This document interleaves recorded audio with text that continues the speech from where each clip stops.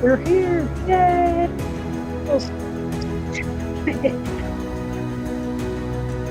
Oh, no, see, there's a couple, this is where we're running into troubles. You have people on, oh, hold on, music. I guess I should turn that off. I can't hear it, so I have no idea when it goes off. Sorry. Um, I stream on both YouTube. I stream on both YouTube and Twitch. So yeah, there we go. Okay. Yay. We're gonna have a very busy night tonight. I have a whole lot of stuff to do, so I guess I should get my apron on and get to cooking. So it's one moment. I my little apron ritual here. I had to wash it last time because I got sugar all over it, sugar and flour. Can't imagine where all the sugar came from. Where all the sugar came from. I ended up eating that whole tray pretty much by myself. But yeah, okay. Tonight I feel a little bad, but not bad, not bad. Um, the recipe is Hellfire Chicken. Warlock's Hellfire Chicken, and I will give you the recipe as we go. But I'm gonna have to make some modifications, a couple modifications. One, my German genes don't like habanero. Uh, so we're not going to do the habanero.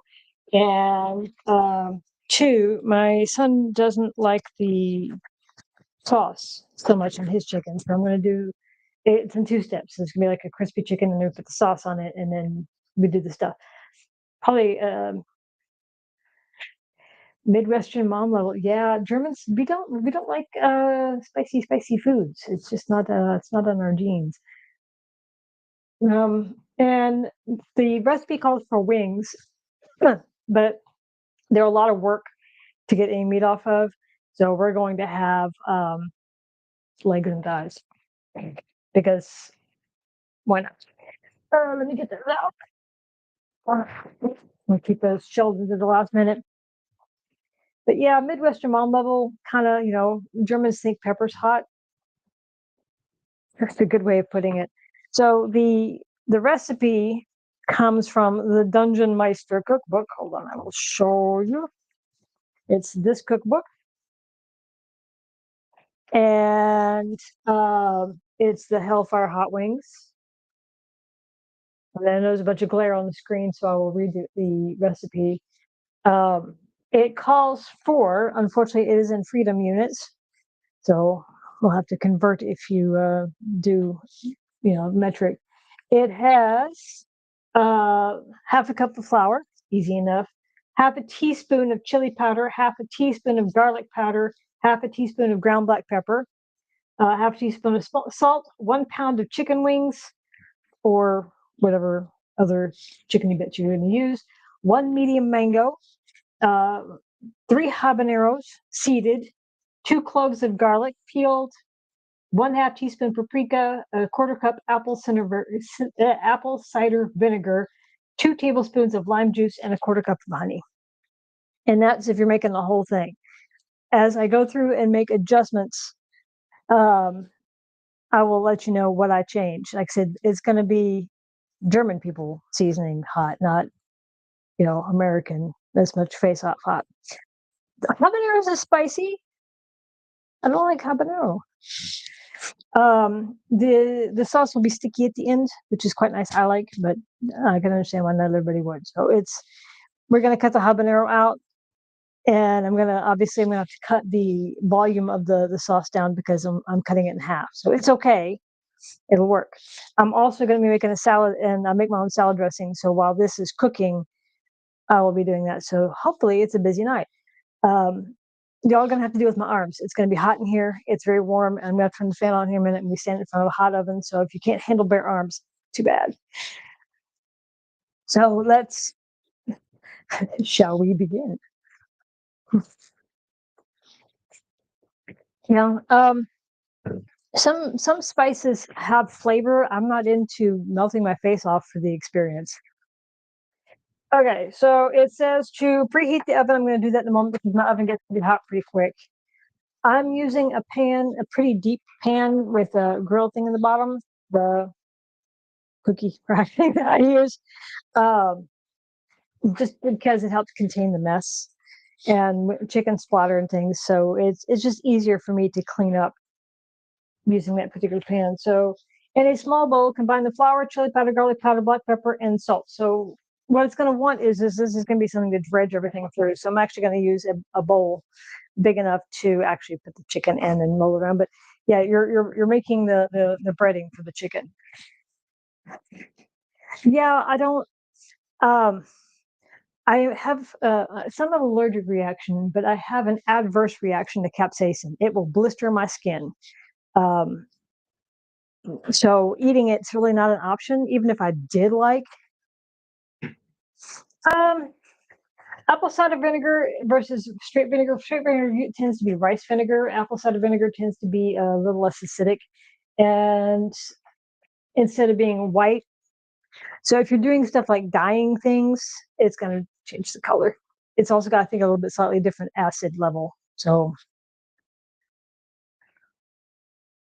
I tried to get all my stuff out. Gonna be ready. Okay. So we're gonna combine the flour, chili powder, garlic powder, black pepper, and salt in the bowl. So it needs, how much flour did it need? It needs half a cup of flour. You can probably adjust this. If you're an experienced cook, you can eyeball it and just go, I need so much flour and whatever. Also remember anything that touches the raw chicken, no matter how much you have left, goes in the bin because we don't like food poisoning. It's not a thing that most people like unless you're some kind of weirdo. But yeah, um, once this is done, it goes in the bin and it gets washed because raw chicken is not something we want to consume. Right? The German genes are so strong to actually have a reaction. I I know that I have allergic to capsaicin because the Midwestern in me. I grew up in the States, and my dad's stepdad bought a horse. This reasons I still don't know to this day why he bought the horse, but he bought me a horse for some odd reason, but no saddle or tack or anything. And he I was going to go ride the horse bareback because that's what girls do, and I didn't realize. I think I'd gotten into a sticker patch. If you've ever seen Texas stickers, they're a thing to behold. And I think I'd gotten into some stickers on my jeans. And I got up on the horse, and the horse went, and we went running, and I weighed maybe 70 pounds, dripping wet. I mean, I didn't weigh nothing. That horse, it wasn't my weight that was a problem. I think it was a sticker on my pants. But horse took off, and I remember bouncing up the neck and then flipping over. It was like some Looney Tunes cartoon where I'm like nose to nose with the horse, and I fell, and the horse stomped on my back, like right in between the shoulders.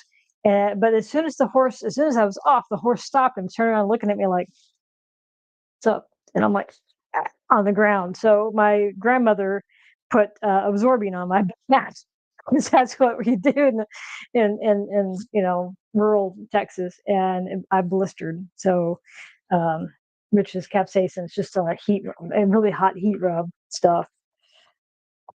Absorbine Junior, not because it's for children, because the absorbine is actually a horse liniment, and Junior is like cut back, so it's not so bad for people's. But yeah, okay. We're gonna do a little more flour than that. But yeah, capsaicin, and yeah, I don't like to risk it because I just don't like the blisters. I don't like chemical burns on my skin. Okay. This, because it's going to be something we dredge, it's more about just getting the proportions right. It doesn't have to be exact as far as like a cake or something like that. So I'm just going to put in about that much, and it's good enough. All right. That's good enough. Put the flour to the side. Then I'm not going to use chili powder because, again, white people don't like, I have a joke about that, but it's kind of racist, maybe, I don't know. But this is German chip seasoning, and it's paprika and onion and stuff. It's not super hot, but Germans love to put this stuff on French fries. It's really awesome stuff. So when we lived in the Middle East, we had there was a pub nearby that was going to do a thing for New Year's, and they were setting up a buffet, and it was all this Asian food, and I was like, and I remember asking the waiters he was setting up. I'm like, okay, is this hot? And he said, no, it's fine. And I said, okay, is it safe for white people? He thought it was hilarious because if you they like spice. There's a India, Pakistan, Bangladesh, they like it toasty, and we had eaten the place when I first got there, and I was sick for 2 weeks. They're like, it's not hot, just I'm sweating thinking about it. I figured after that I was going to be safe and then not sorry. So I'm going to use this instead of chili powder. It calls for half a teaspoon. So I've got the quarter teaspoon. 1, 2. It also gives it a little color, but really whenever you're putting it in the oven, it's not going to matter. Half a teaspoon of garlic powder. I have this is smoked garlic granules. I put this in everything. This is my go-to spice, is garlic.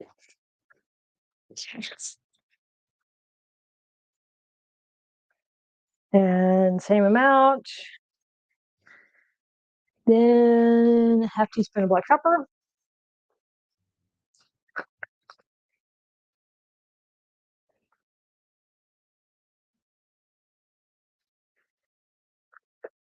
And salt, half teaspoon of salt.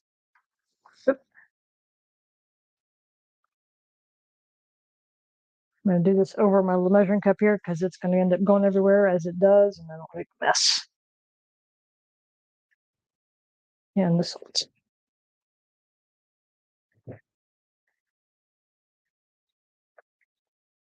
Wait for a moment. Okay. So stir all that together. It doesn't have to be like perfectly mixed. You're just that way when you put the chicken in to dredge it. Garlic. I do too. I'm a fiend for garlic. Garlic and mashed potatoes with a little bit of cheese on top, a little bit of butter. Right there. Okay. Then you can take your chicken. If you're doing wings, you could kind of want to make them dry-ish, so the flour sticks. I'm not going to do it because I'm lazy, but apparently it sticks better if it's dry. And then we put on a wire rack. It says to line with baking powder, or baking foil, but I'm not going to do it because I'm lazy. And honestly, this pan is aluminum. It's aluminum. It cleans up really well. So I'm not going to do that because that is just, yeah. Let me move that over here. And now I'm going to preheat the oven. It says 425. That's about 200, right? Aluminium. That's one of the wild things about living outside the U.S. is aluminium. So we're going to essentially dredge this in there and get everything good and coated, and we're going to pop it in the oven. And while that's cooking, I'm going to make my salad dressing and cut up my salad stuff. And then at the end, I'm going to make the kind of the glazed stuff. So it's okay. I used to advertise my streams in the off topic of the Dune Discord, but there's been so many new people over the last 2 weeks. It was like it scrolled up and was gone almost immediately, and I'm like, we lost our Discord. It's no longer our cozy place. My hair's getting in the way, so let's get this back up. All right, because I don't want to get hair in my face. Hopefully that doesn't look too bad. If not, well, too bad. So we're going to dredge it. This has a lot more surface area than wings, so I'm going to have to kind of really work it in there a little bit. And if you don't use the glaze, it does come out a nice crispy.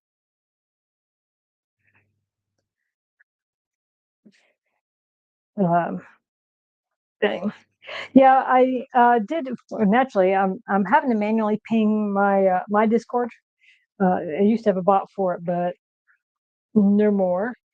So I'm trying to remember to manually do it.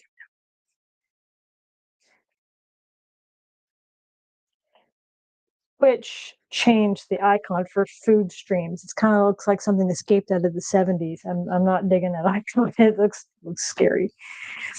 Yeah, okay. So this is going to cover the I've got 4 of these leg thigh things, and this is going to be just enough for that. So if you're thinking about doing the same measurement, this will cover that. Again, it's mostly just about getting a ratio. If you like a thing more, then obviously add more.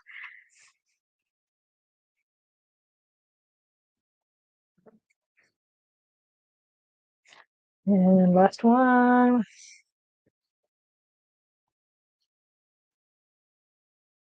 If you're doing wings, you're going to bake for 45 minutes, flipping halfway through for even cooking.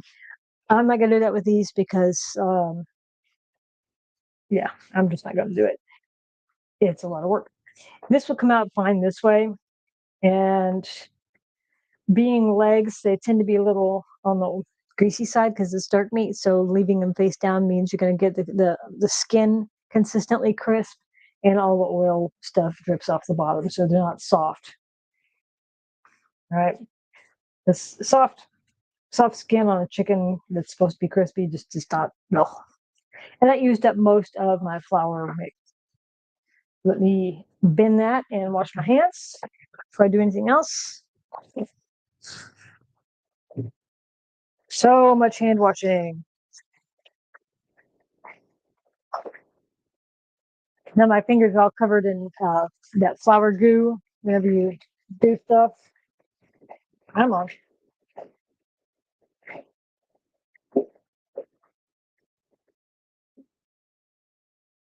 Here we go.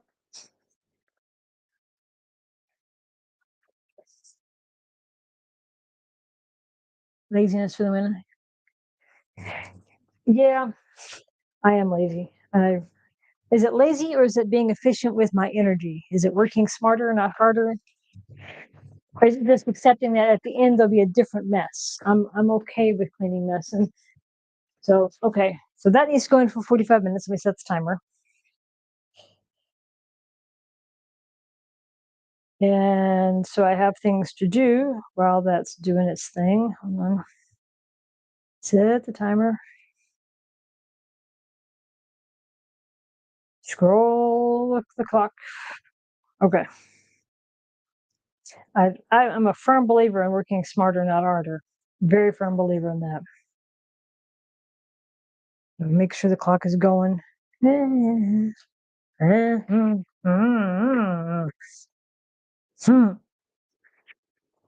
Okay.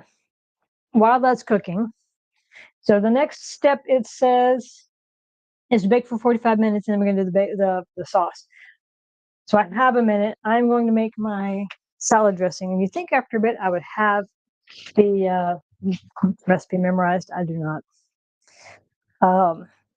I was telling someone the other day, back in the day, we used to have to memorize like our phone numbers and stuff. We had those memorized back in kindergarten. And now I'm like, I don't even know how it is now. Okay.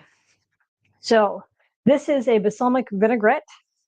It is gluten-free and paleo, and I don't know what AIP is, but there it is. It is 1/3 cup blended of apple cider vinegar and balsamic vinegar. So you take one of these, you can fill it halfway with the balsamic vinegar and do the other half with the other vinegar. Trendy. I went through a thing for, I tried 2 years of gluten free, not because I like gluten free or think it's particularly healthier or anything better than that. I had some stomach issues, and because I have other food allergies, I figured it would be an easy one to test. I do not have a sensitivity to gluten, so now I'm eating all the bread and the cinnamon rolls because I can. So, but I understand that some people have to be gluten free. I had a student that had type 1 diabetes and was celiac, and she was pretty miserable because, that's a hard thing. She was struggling with coming to grips with. Um, yeah. Okay. So it's my balsamic vinegar. So I'm going to do half. It says to do half. And I'm going to top it up the other half with the apple cider vinegar. This is pretty easy to make. So it's the 2 vinegars, a 1/3 cup total, which is going to split half and half between apple cider vinegar and balsamic vinegar, 2 tablespoons of water, 2/3 cup olive oil, half a teaspoon of dried basil, half a teaspoon of garlic powder, half a teaspoon of onion powder, half a teaspoon of oregano, 1 teaspoon salt, and 2 tablespoons of honey. It does keep well in the fridge. It will separate though, so just kind of keep an eye on it. Shake it. And we said German level of seasoning, right?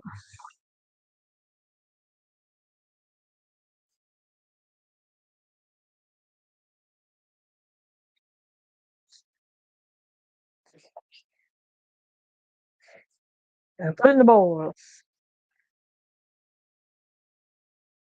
We're gonna add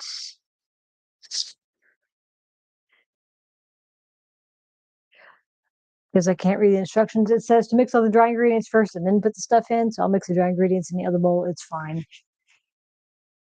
I think it's just mostly wanting to make sure it doesn't clump, which could be problematic. So we don't want it to clump.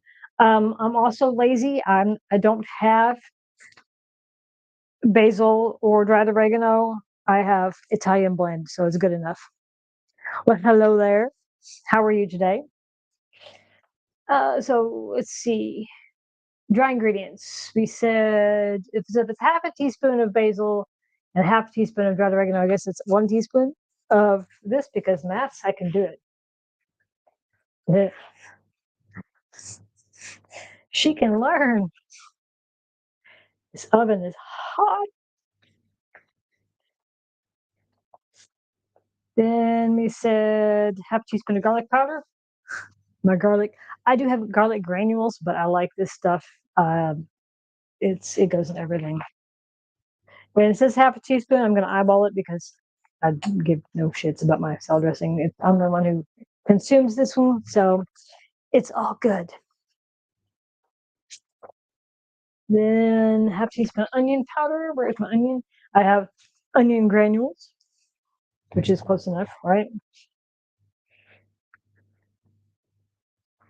And I'm eyeballing it because again, it's kind of a ratio thing. So basil, garlic powder, onion powder, dried oregano, and a teaspoon of salt.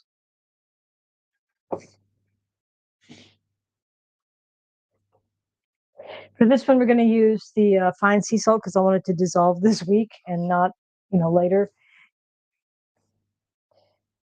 Naturally, the recipe says I use pink Himalayan salt. Well, good for you. Salt. Plodding along. Yes, soon. Coming up on what, 2 weeks? It is going to be very, very soon. Okay, so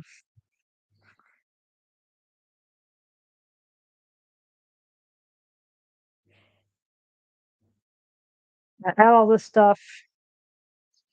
I need 2 tablespoons of honey, 2/3 cups of olive oil. Where is my 1/3 cup? I had it. Yeah, maybe they'll do it. There it is.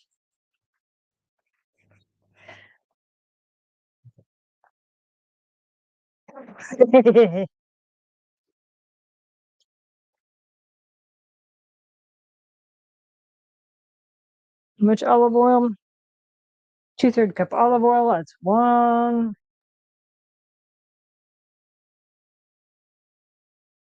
2. Yes, I know these are dry measure. They're close enough.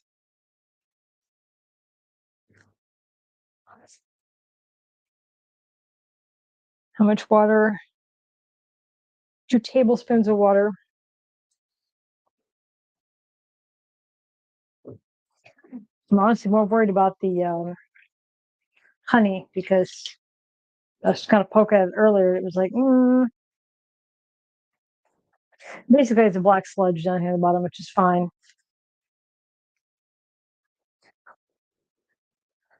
Okay. I know. I was saying earlier, I need to remember ahead of time to do the conversions for the cookbooks and things that I have that are not um, metric friendly, because the problem is, um, because I'm having to convert volume into weight. It's kind of one of those, you have to be very, very careful, because how much a teaspoon of water weighs is not the same thing as a teaspoon of honey. So you have to be very, very careful. And oh goodness, that is sludgy at the bottom. Is that gonna? Oh no, that's not gonna budge. That's gonna be a few minutes. That's okay. That's pretty solid sugar. I have to give that a few minutes. It's fine. It's fine. That's the mayhem part, right?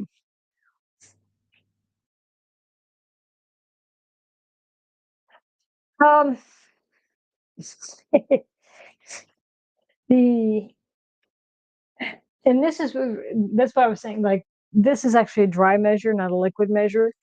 And so technically I'm supposed to get the measuring cup out, but my only measuring cup, my only liquid measuring cup is this. And so it's got the raised stuff for the volumes, but then I'm like,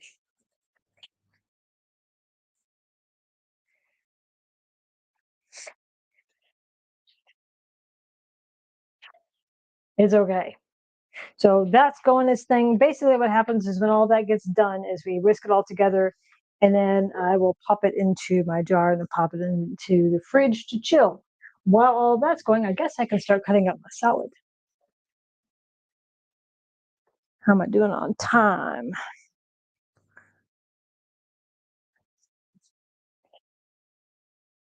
It's all good.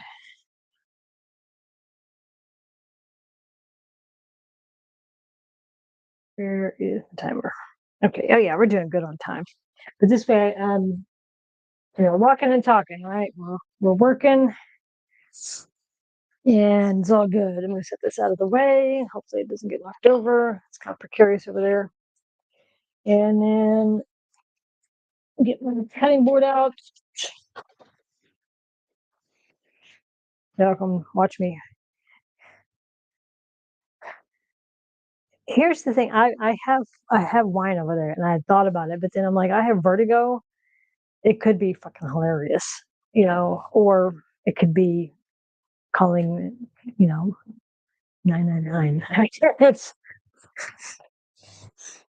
kind of like, I'm going to cut up some tomato. I have hopefully a an avocado. They go from not ripe to you miss the moment in about 2 seconds flat. And I have spinach, and I have a bell pepper and some feta cheese. And I will cut up all of these. And I also have, yeah, there's the feta cheese that will go on. And the spinach is already pre-shredded for sanity's sake.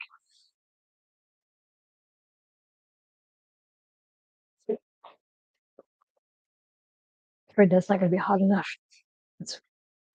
Let's change tactics here.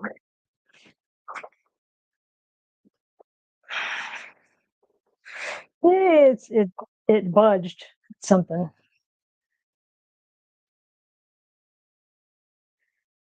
get a little more submersion there. It's quite warm. Hopefully that does it.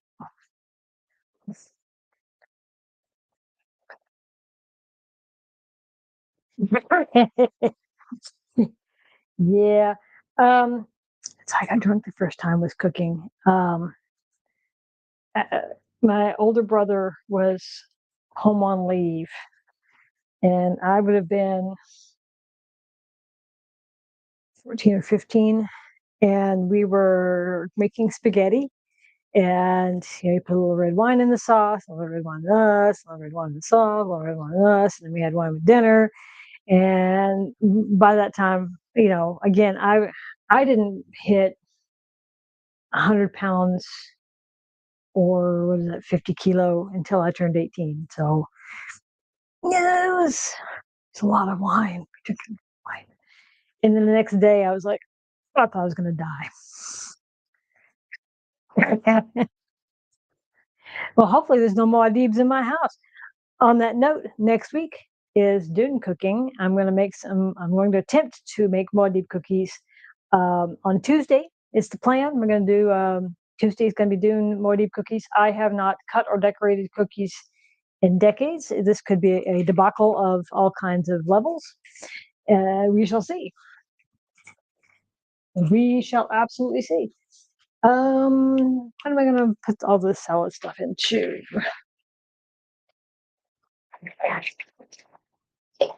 It's still very hot. Oh,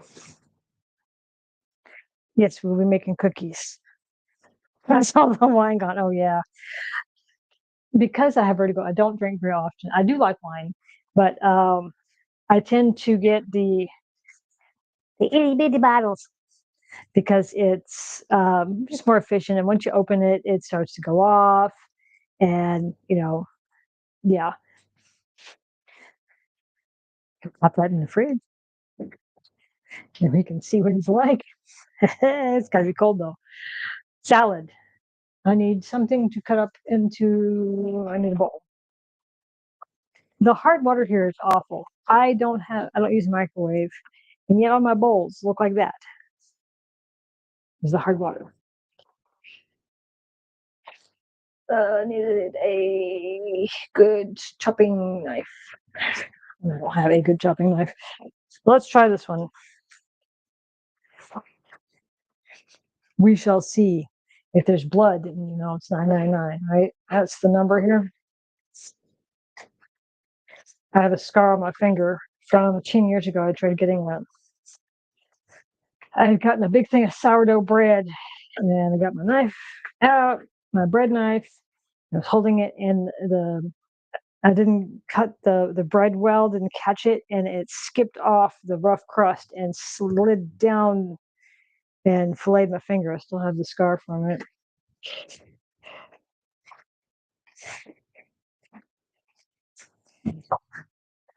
What's life but some cooking scars, right? It's got to live, right? It's how we learn. I'm a big fan of Montessori teaching. Yeah, it's just a little blood. It's fine.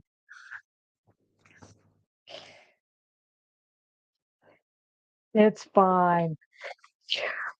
I remember what I was going to do with this. It's going to dice this up. Oh well.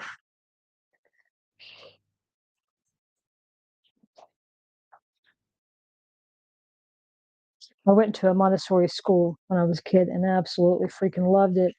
I wanted to be a Montessori teacher, but there are so few teaching programs that teach Montessori. They're very competitive to get in and expensive. They're private universities, and so they're a bit expensive. There is a demand for Montessori teachers. It's just such an expensive program.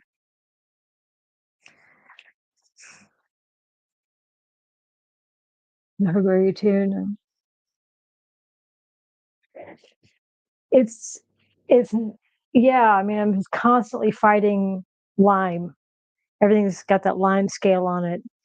Um, Supposedly, I think Brad from the Discord was saying he lives up in Scotland. They have apparently lovely water. I'm like, rub it in.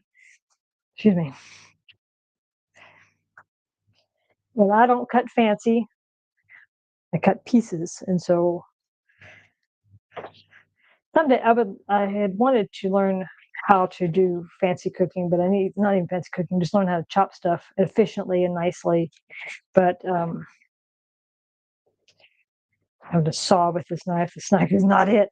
But you need a good knife, and you need a little skill, or at least in a class or something on good technique before. I say that there's probably a bunch of people out there who know how to do it properly and make it look nice. And I'm like, if I could throw it in the bowl, it's good enough, right? It's good enough. Uh,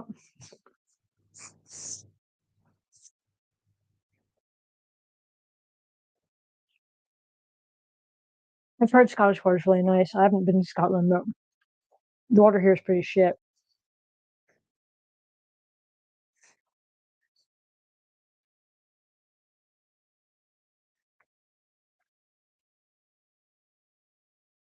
Yeah, it's pretty shit. I have to wonder if that's one of the things that contributes to all the leaks is just the hard water buildup in the pipes. The country leaks like a freaking sieve.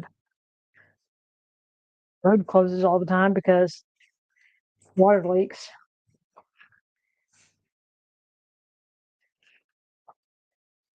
I don't like the white bits. Yes, I know you can eat them. You can cut it up. Don't care. It's going in the bin.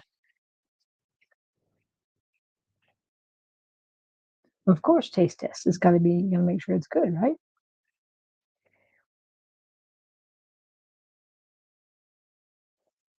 I I know Scotland is beautiful, but it's just too far north. I can barely handle the winters here. It is so dark.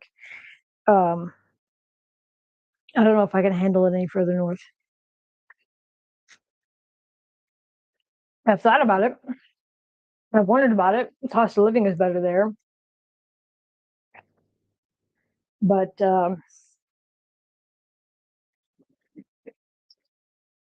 it's just so far north. I have an online friend who lives in the Hebrides. He's like, "Come visit," and I'm like, "No, that's." I'm in Kent.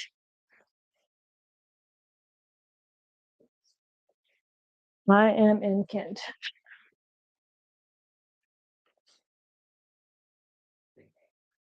And this knife is so dull. Goes into those commercials, slices, dices, tomatoes. I'm like, hacking it. I'm gonna hack my poor tomatoes. I'm only gonna cut these in half. I had wanted grape tomatoes, but didn't have any, so we got some of this.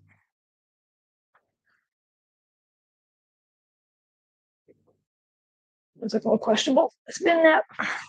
When in doubt, don't eat it. Um, Tomatoes are funny. I forget what the scientific term for it is, but obviously, the fruit is got seeds in it. It's meant to be an incubator with enough stuff to get seeds started. All right, and tomatoes can actually start sprouting before the seeds are out.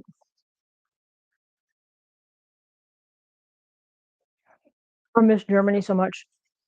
I miss Germany. Mm,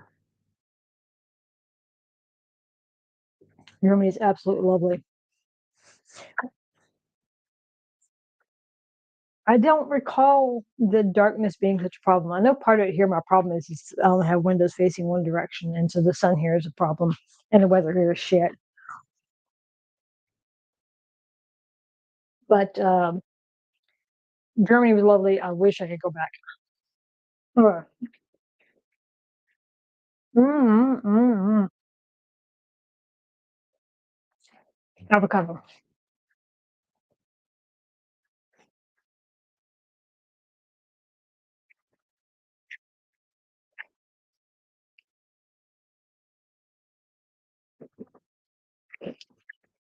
I have cucumber. I forgot about. I have German citizenship. I would love to go back. I would absolutely love to go back. When you're making a salad for later, remember, folks, don't put the tomatoes into the last minute because the acid will start chewing on your veg and it doesn't help. Also, I'm going to put avocado in save the avocado to the last because it'll start browning pretty quickly.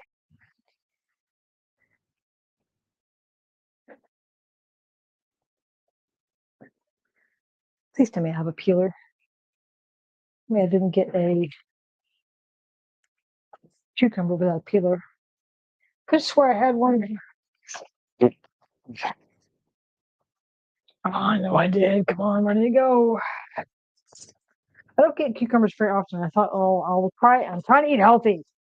I ate that whole tray of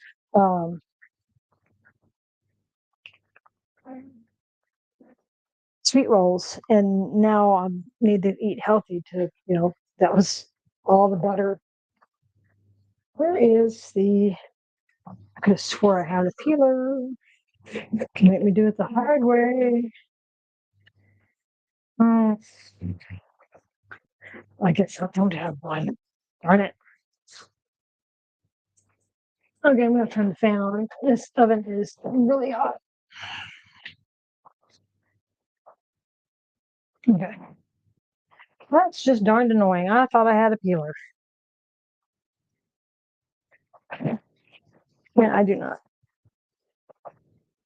I don't like the skins. I know that's where all the nutrition and shit is, but I don't like them. I don't like them, so I'm not going to eat them.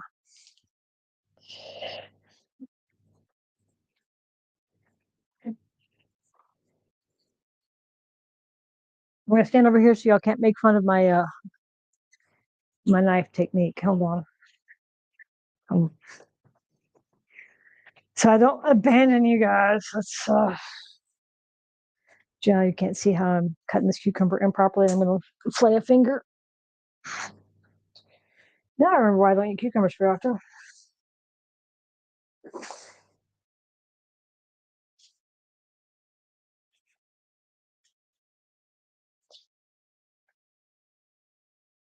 See, I'll eat the skin on potatoes, but I don't like the skin on cucumbers. I'm not going to show you how I'm mangling this poor cucumber either. I know. I've stopped while I'm looking at the camera. You're going to see, no, you don't want to see my knife technique now. Anybody who knows how to use a knife right now would be crying to watch what I'm doing to this cucumber. You don't want to see what I'm doing to this cucumber.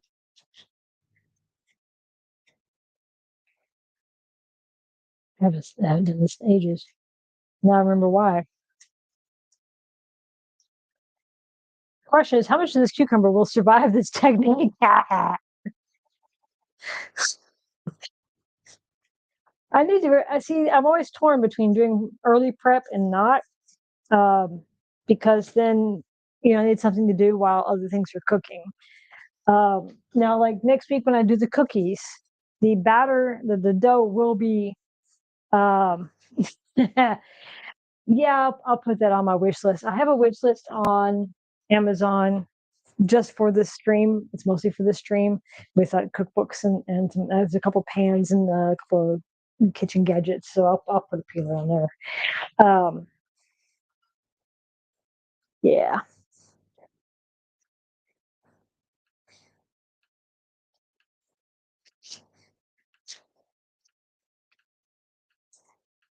I don't eat right. I need to be eating better. I know it. It's not so great. And I'm just going to throw all those in there because why not?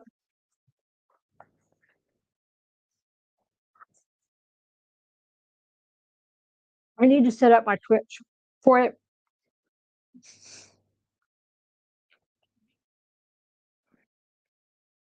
Eating healthy is very expensive, and it's a lot of time and energy that some days I don't have. And I know it sounds stupid. I don't have an outside job. I should have a lot more energy than I do. But some days I'm just like, I'm not going to say how there's times that I go too many days without getting in the shower. It's not good. I have the wish list is on my YouTube bio thing. I need to figure out how to get stuff on Twitch. Looks quite nice. The only thing I have set up on Twitch right now is my merch store, and that's all the stuff my son has done for me, like the stickers and my cup. It's on my merch store. And given I'm the only one who's going to eat all the salad, I can prepare it how I want. My son will only eat spinach and the bell pepper, but not touching or not mixed. So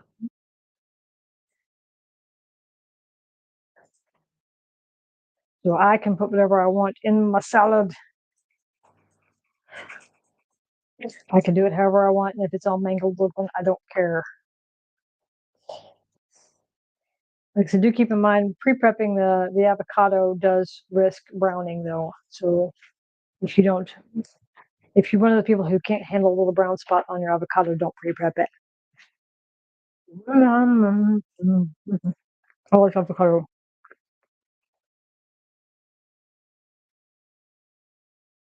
I just got gifted a crock pot, so I'm hoping to be able to do more with that. I can at least do for myself. My son won't always eat stuff that's got a lot of complexity to the ingredients. So I don't know, trying to find the balance of stuff that he'll eat. But worst case is I fix what he generally likes, because we know what he does and how he likes it. And I'll make myself something in the crock pot and it'll all be good. That's the plan. Okay. So how slimy avocado is.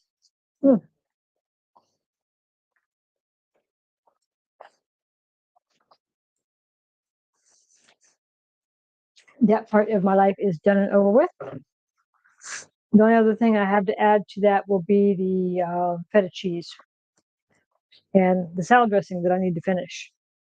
How much? Hey, I'm impressed with the stickers. In theory, it is. However, my son's autistic, so we have to balance what he can eat and there's not a lot of variety there. Let's put it that way. And we said, how much? 2 tablespoons of honey. Is the honey softer? Is the honey usable? Can I get 2 tablespoons of honey out of that yet? Because I need the honey for the other sauce too. Maybe. Hold on. Oh, it's getting there. It's getting there. Yeah.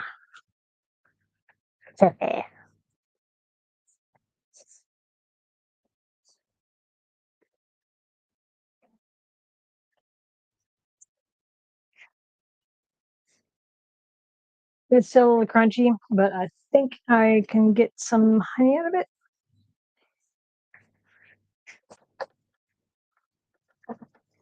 Aha.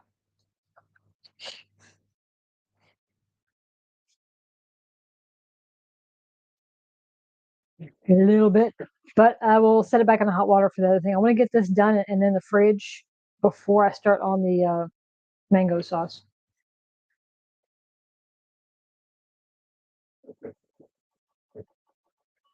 Get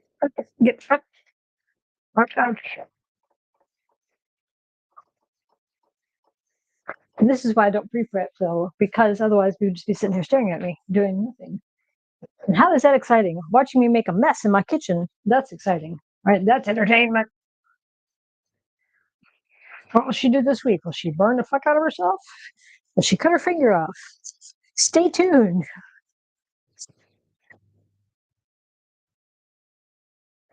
Oh, no, it's okay.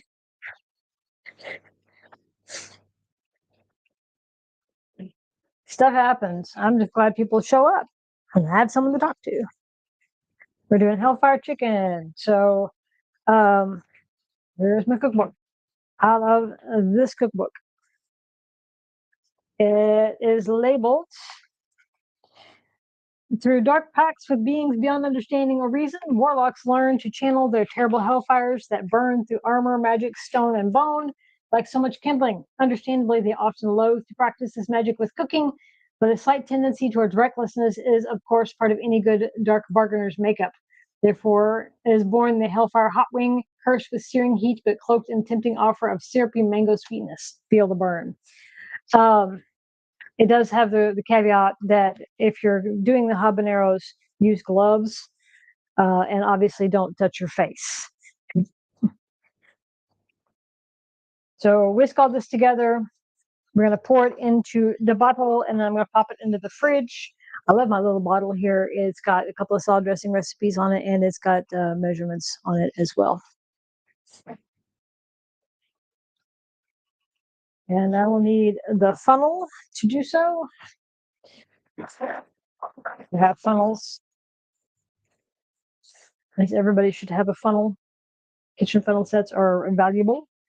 And pour that right in there. Get in, get it, get it.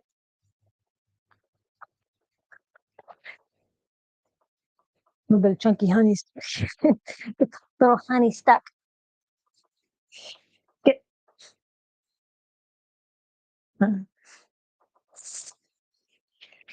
Being a defiant little piece of shit.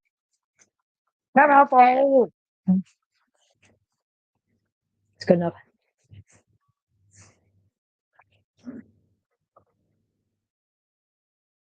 Yeah, I'm gonna pop it in the fridge so I can start the Hellfire sauce.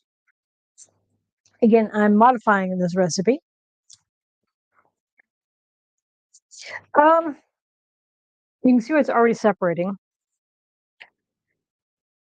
It's mostly oil though, so oil and the vinegar. So it's a vinaigrette. And it's not a whole lot of honey. The mango sauce will be thicker, but not much because we're going to use it to go. So that's going to get popped into the fridge. I'm going to set my honey back in hot water because it could be better. Put all this over here in case I need it. Okay, I'm going to check my recipe again. Okay. At 45 minutes, we're going to pop this out of the oven. So we got about 10 more minutes on that.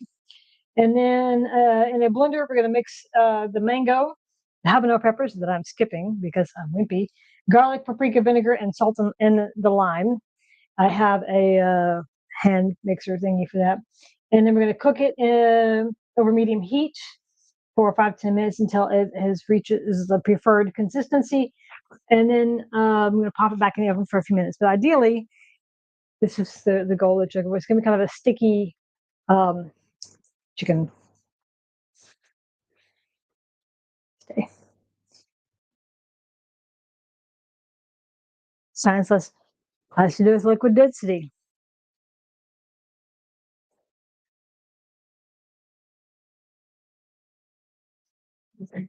The water is denser than the oil, and so the oil sits on top.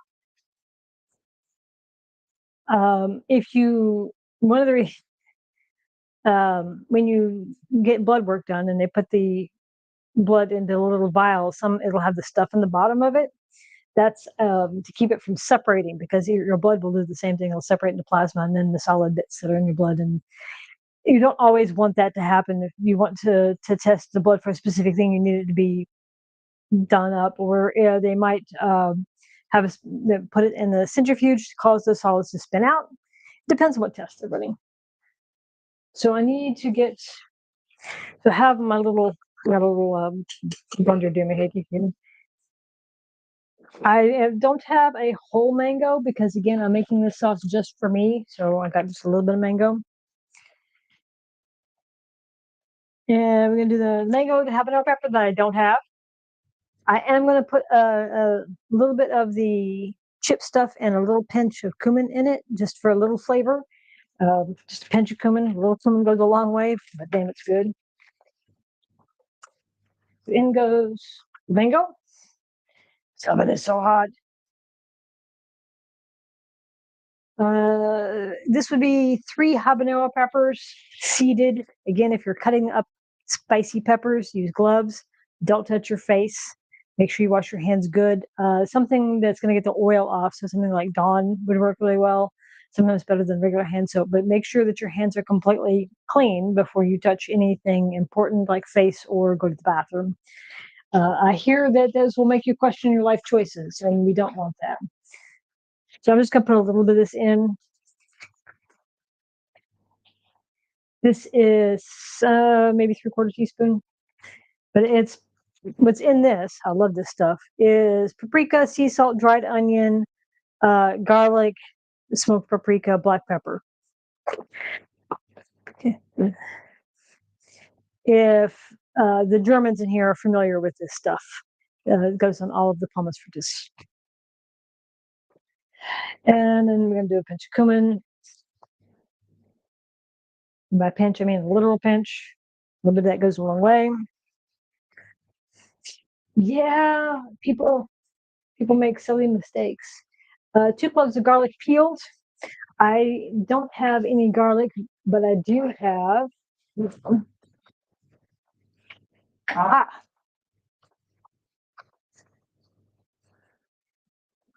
the lazy garlic. And this will go in the fridge when I'm done, but it can be stored in the cabinet until you open it. Basically, it's just garlic. It's got a little oil in it, so if you're using it, you want to make sure to adjust your oil usage. 2 cloves of garlic, I believe it has 1 teaspoon is a clove of garlic, so I need 2 teaspoons of garlic of this.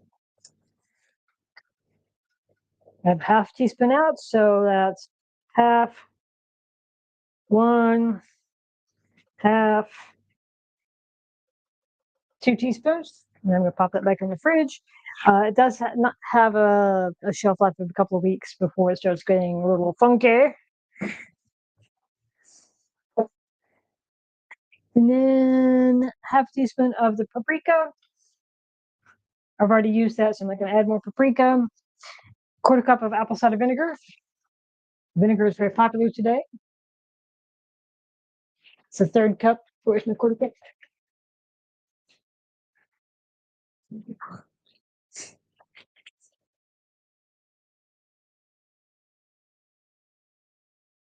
Reached that age where my glasses are like, I had multifocals.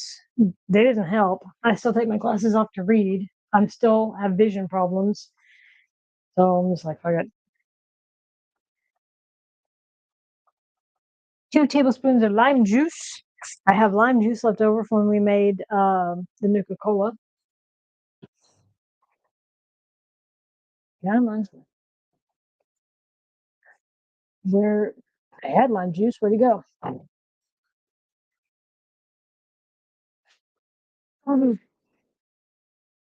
Seriously?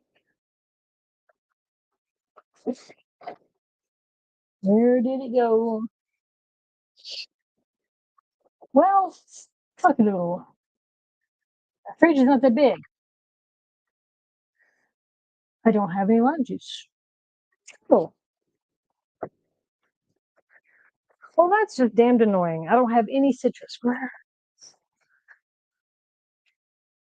I wouldn't have thrown all of that out. Oh, put it over here because we didn't use it for the stuff. I had actual limes. About had a heart attack.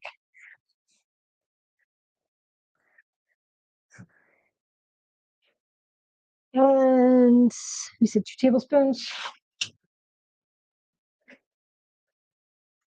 This is why I have a whole lot of cups and spoons because there's a lot of it. 2 tablespoons of lime juice.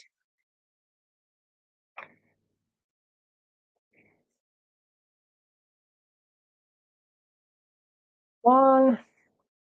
So with habanero or a hot pepper, it'll be a sweet spicy mix, right? And a 1/4 cup of honey. More honey. More honey, honey. Now this goes in the fridge.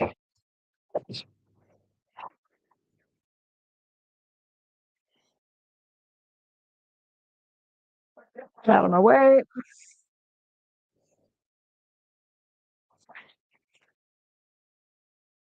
That's a lot better.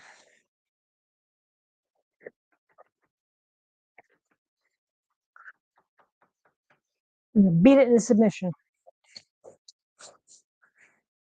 So Bob Ross be like, knock the devil out of it.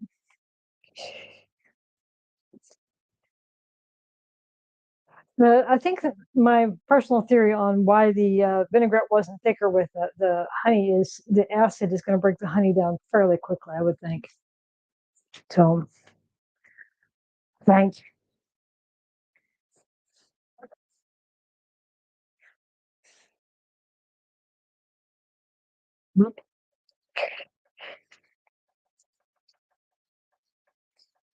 This oven's hot. Also, another reason I hate this kitchen is the oven's right here. My fridge is right there. So every time you turn the oven on, the refrigerator is having to fight it. And it will shorten the life of your refrigerator because the compressor is having to run more often to fight the heat. And when a compressor goes out on the refrigerator, it's kind of messy. And I know this because we've had to have this one replaced, and it had like goo coming out the bottom and out the front. It was kind of this. Oh.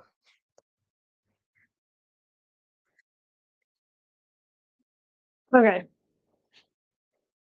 We are going to mix this up. Where is my wand here?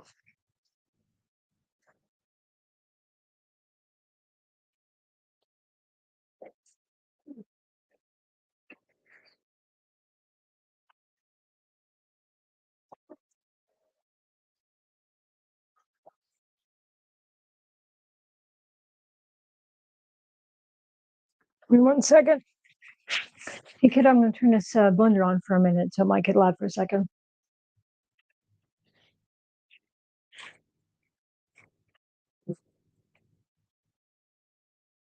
Okay.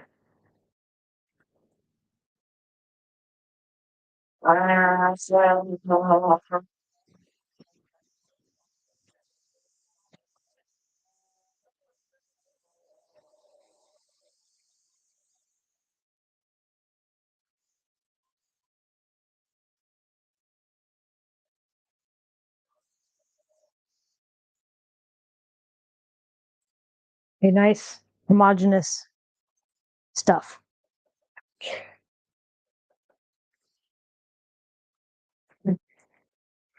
Well, we can mess with it. Put it away. So let's pull that out of the oven and let it sit aside for a moment so it doesn't keep cooking. In theory, oh,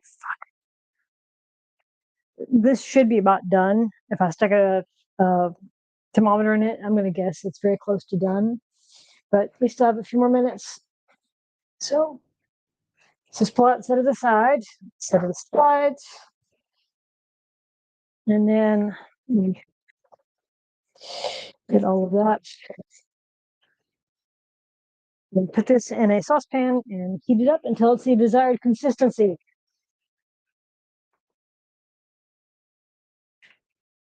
It doesn't, it's, I'm not going to describe what that looks like, but I know from experience it actually tastes pretty good. And we're going to set that very carefully on the stove so it's not overlapping.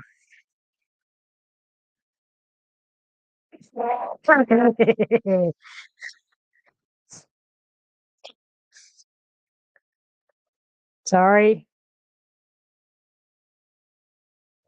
When I've used the hand blender before, the mic cut out, so I had this wild hope that it would do the same again. I apologize. Apologize. Don't do me that way. Don't do me that way. Give me anxiety. Okay, so where are we now?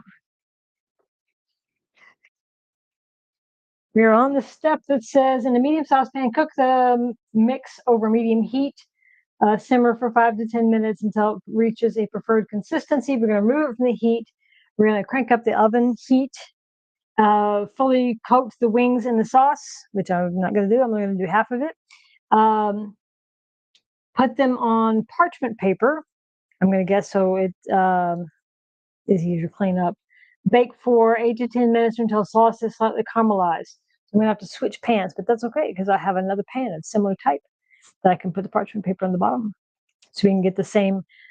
Actually, the 2 pieces I'm going to make for myself, actually, that works out really well. So 8 to 10 minutes. We set the timer.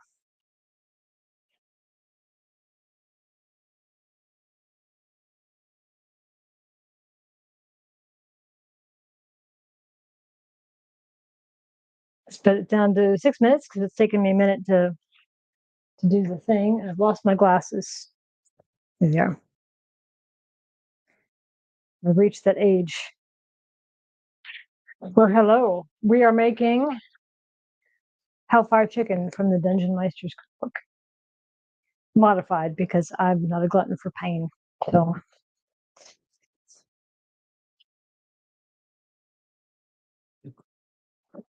while that heats up, I'm going to start putting some of this stuff away.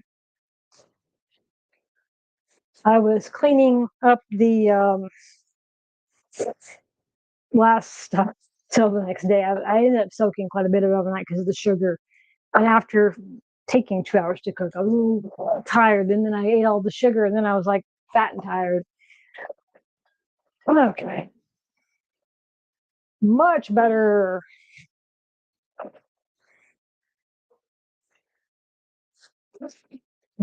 So all the measuring stuff is done. That's done. I can put my kitchen back the way it belongs. Ta-da! Salad stuff. And I can clean up my mess here. Messy mess. Yeah, I modified it. I didn't put any habanero in it. So, but it'll be sweet and sticky. It just won't be sweet and spicy and sticky. Is my hope. I've done this once before with the sauce. My son didn't care for it, so we've recently just done the chicken plain. But I wanted to try the sauce again, so this would be a good time to do it, right? There's the reason there's any. Okay.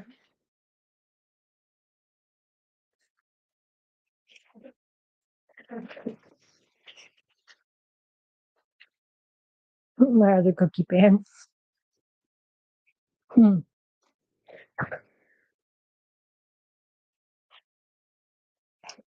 I'd gotten a refill on my parchment paper, and it came looking a little rough, and I was like, and I opened it up. It doesn't roll very well, but it does what it needs to. But yeah, it's a little rough. It's okay, paper. We feel like you anyway. We like you anyway. And it does the job. That's the important thing. Yeah, for the cookies next week, I'll have the dough pre-made because when you roll out the cookie dough, because it's chocolate chip cookie dough, butter and chocolate both melt at hand temp. And if I'm going to be manipulating it, it needs to be really cold before I start rolling. Otherwise, it'll when I put it in the oven, it's just going to spread and it'll lose any attempt at shape that I'm going to try and give it. So I will have the cookie dough made ahead of time. We'll bake the cookies together. Then I have to let them cool off a little bit before we frost them. Otherwise, the frosting will just melt off. And you cannot put them in the fridge because if you do, all of the moisture will condense kind of at the bottom, and then you'll have the soggy cookies.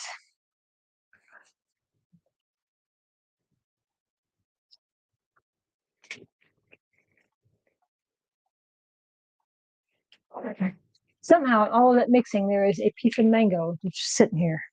Don't know where that came from. That's okay. So, what I will do is I'm going to take the 2 pieces of chicken that I'm going to have, and I will essentially dip them in there and get them all good and gooey, and I'll pop them all back in the oven to finish the last bit of cooking for the last few minutes. Stuff happens. And then we eat, right? That's the goal. Stuff happens, and then we eat. But yeah, but I've got next week is going to be the more deep cookies. I'm going to do them on Tuesday because um, I got to work around the temperature outside because if it's just too hot. So that's why the date's floating. Then the next one, my son's been asking for a Tuscan chicken, so I'm going to make that. And then there's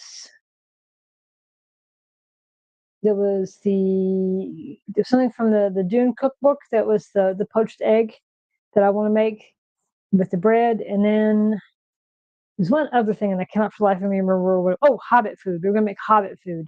And then after that, they just need to start kind of looking at what people want me to make. I've got a bunch of different cookbooks and um, temperature outside lasagna. Ooh, I'll have to look at that one. Hobbit food. Yeah, there's a bread thing that I want to make, and then there's a potato omelet thing that I want to make. I would love to make pineapple pizza, and this comes up quite a bit, but I don't have any way to prepare the pineapple first. And you've got to, it needs to be grilled or seared in some way so that it doesn't make everything wet. If I could figure out how to do it without a grill, because I don't have access to a grill, I would totally make pineapple pizza. I make a really good mini pizza dough. I've got a good, very easy recipe for pizza sauce. My son loves some pizza. Um, yeah, have to. I would be willing to make pineapple pizza. I like pineapple pizza. I haven't had it in ages. It's really hard to find a good one. Okay, so that's 8 to 10 minutes. I am melting. Oh lordy. Honestly, that looks like the same consistency. So I'm going to turn up the heat a little bit. I may not have had it warm enough. I'm going to give it a couple more minutes. And then, um, just have to kind of see. Like I said, I've got a bunch of these cookbooks. I'm willing to try a lot of stuff to a degree. And then, of course, I think once summer is over, I was thinking I got lots of Halloween stuff. I've got the Necronomicon. Those could be some fun foods to try. There's in this book, being a Dungeonmeister book, there's these cookies that are for tabletop role playing. Those could be fun to make. I was thinking trying those. Then there's lots of fun things in here to make. That would be there's lots of pizza types. There's the brittle, chaos brittle, ornamental chaos.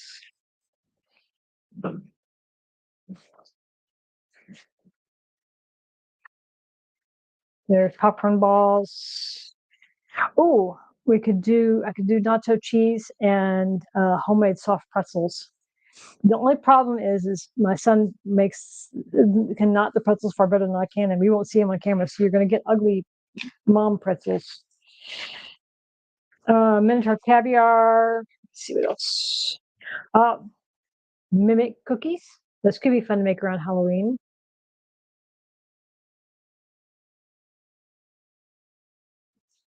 We don't get many trick or treaters here. I live in a block of flats, and my next door neighbors have a big old picture of Jesus on their front door. So no, we don't get trick or treaters. Every now and then, there was one year we got like none, and then this year we've got a few.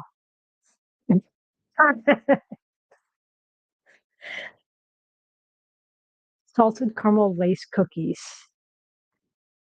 You can see the light through them. This book is very, very awesome. Um, Strawberry drinks. I love this book. I want to do more things in this book. There's some skewers. Um, oh, the Touch of Death cookies. I was looking at these too. Necromancers is the necromancer cookie. Maybe devious and driven to the dark arts, but their baking skills are above reproach, especially when they've amassed a little potency and a couple of skeletal sous chefs derived from a traditional Italian holiday cookie. These ossuary sweets are dangerous if you fail to save against eating far too many. At that point, they'll reduce your motivation to 0, leaving you unable to continue in the adventure except to acquire more cookies. They are 3 tablespoons softened buttered, sugar, egg white, vanilla extract, flour, whole wheat flour, ground almonds, lemon zest, ground cinnamon, ground cloves, Italian liquor, and confectioner's sugar. Those sound pretty gas. So if you ever had the little Italian cookies, that's what those are.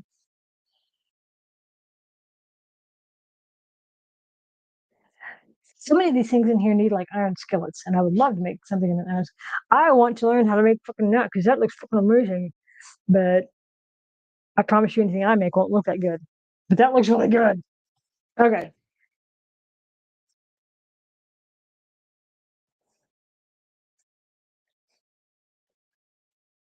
But that looks a lot better. I'm going to remove that from heat. I'm going to turn this oven back on and crank it up because I'm not really not hot enough. And then I'm going to dip 2 of these because my son wants 2 of them for himself. It's different than because basically I would just going to kind of run them in here as best as I can and splash. It's probably a more efficient way, but I'm at the point of it's too hot.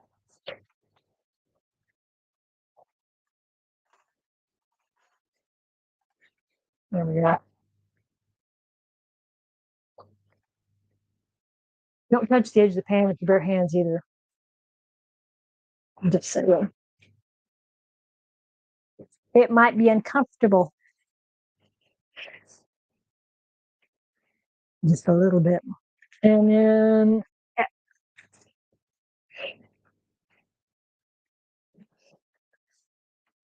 get down there as best I can. I'm going to spoon over the rest. It's probably easier with chicken wings, but you know, I can't do anything easy at all. That would be, you know, easy, and we can't have that. And I'm going to make sure these are very, very coated. And that honestly takes up most of my sauce. So if you're doing wings, that'll be just the right about amount. Okay. And then it says to pop it back in the oven. Where was my recipe? For another 8 to 10 minutes until it's caramelized. Right? I have a whole bunch of cookbooks. I've got 2 or 3 cookbooks for cakes and cookies and things for the holidays. I am going to make a Stollen someday. I've never made one from scratch. I want one. I love Stollen. My kid hates it. I don't care. I'm going to make me some. Because I love it. Okay. 8 to 10 minutes.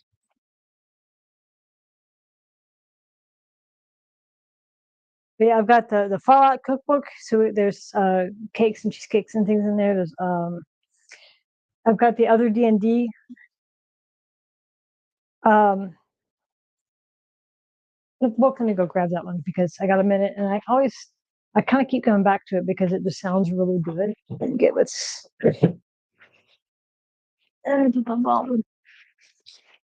it's the Heroes Feast D&D cookbook, and then I've got 2 Hobbit ones, and then Necronomicon, and then a couple of baking ones. But so the Heroes Feast, and that looks quite nice. This one's a bit more serious, but there was one that was a dessert. Let me see if I can find it. There's dwarven mulled wine. Let's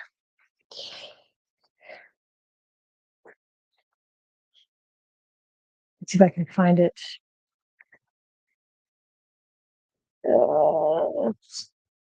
Dwarven cuisine is 85 to 87.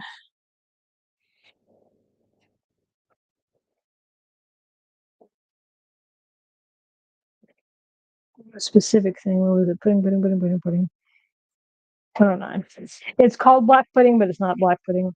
It's black pudding because it's dark. But where is it? Aha! Black pudding because it's dark. And in this pudding is 2/3 cups packed brown sugar, a 1/4 cup instant espresso powder, 3 tablespoons of Dutch processed cocoa powder, 3 tablespoons cornstarch, some salt, 3 egg yolks, a 1/4 cup heavy cream, 2 to 3/4 cups milk, a 1/4 cup of salt, 1.5 teaspoons of vanilla, 1 tablespoon of coffee liqueur, 2 tablespoons of brandy, chocolate shavings, and whipped cream to serve. And you know, just from those ingredients, it's gonna be good. I want to make it. I want it. I want it bad. All right. So that's cooking. I guess I need to start getting my salad stuff out. But this has a lot of really fun looking stuff in it. Where is it? So human cuisine, it's got marked things like stew. Can't go wrong with adventurer stew. Some seafood stew. It's bella belaise. I can never say that.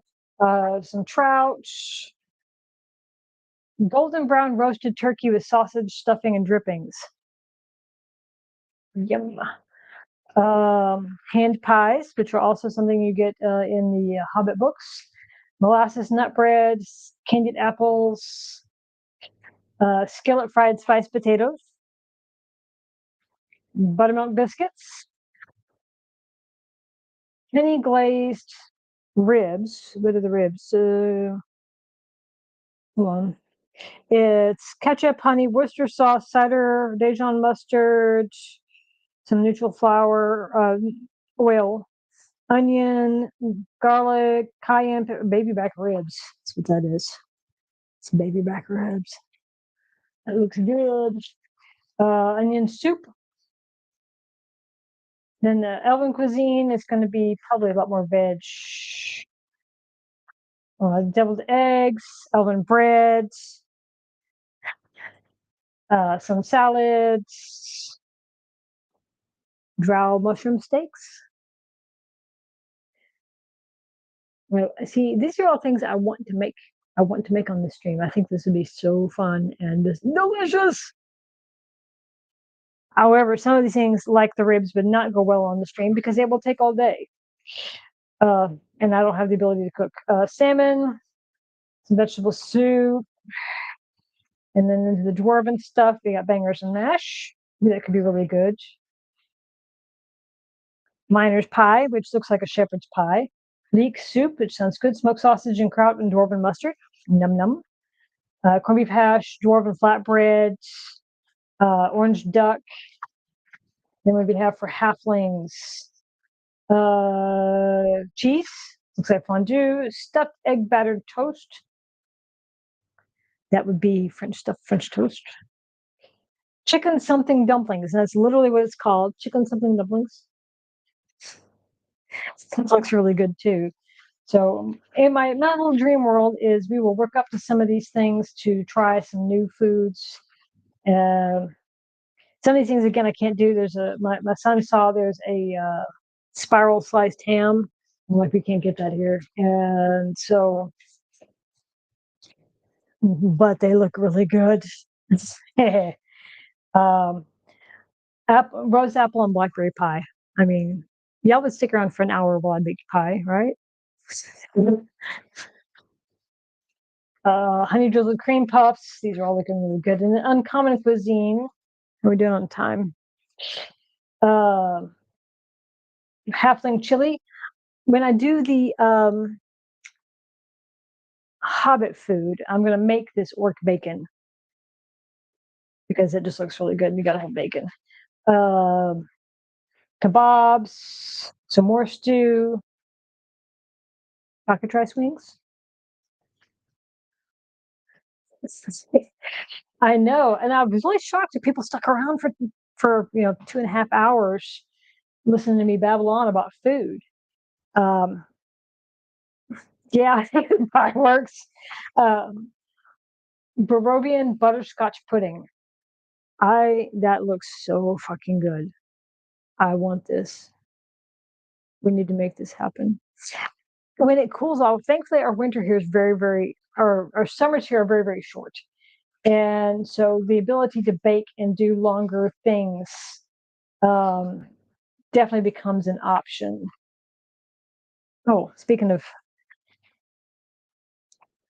we got delayed blast fireball as one of our drink options. It is a 1.5 cups bourbon, 1/2 teaspoon of crushed red pepper flakes, 5 cinnamon sticks, a 1/4 cup brown sugar, and 1/3 cup water. That's gonna burn. That's definitely gonna burn. The mind flayer is 3 tablespoons of ginger, 1/4 cup sugar, lime juice, grape juice concentrate, vodka, and ice. And yeah, that's gonna hurt just a little bit. Potion of restoration is 15 blackberries, sugar, lemon juice, gin, ice, blackberry liqueur.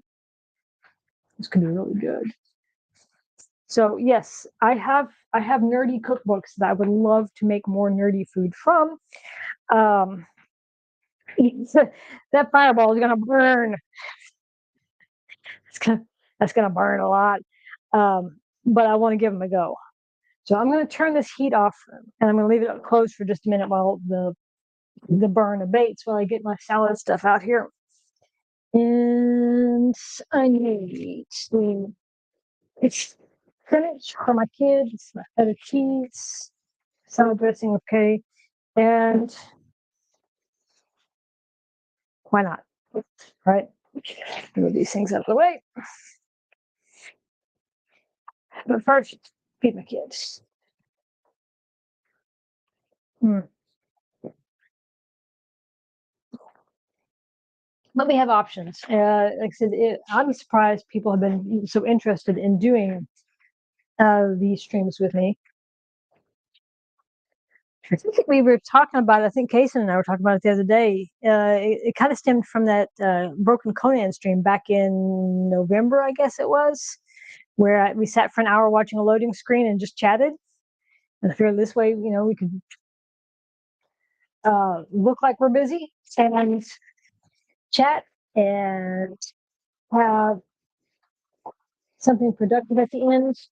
And something that really stands out and it's easy to find. There's not a lot of cooking streams going on.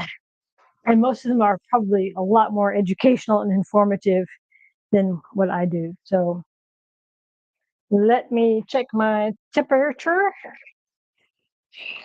Make sure my chicken is done. Remind me, someone really quickly, Google how hot does the inside chicken need to be to make sure it's good, because I want to make sure it's all the way cooked.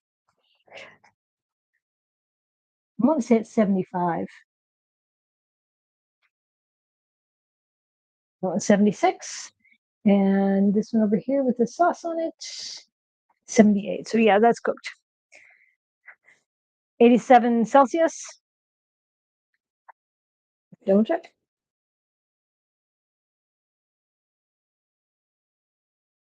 87 sounds really hot.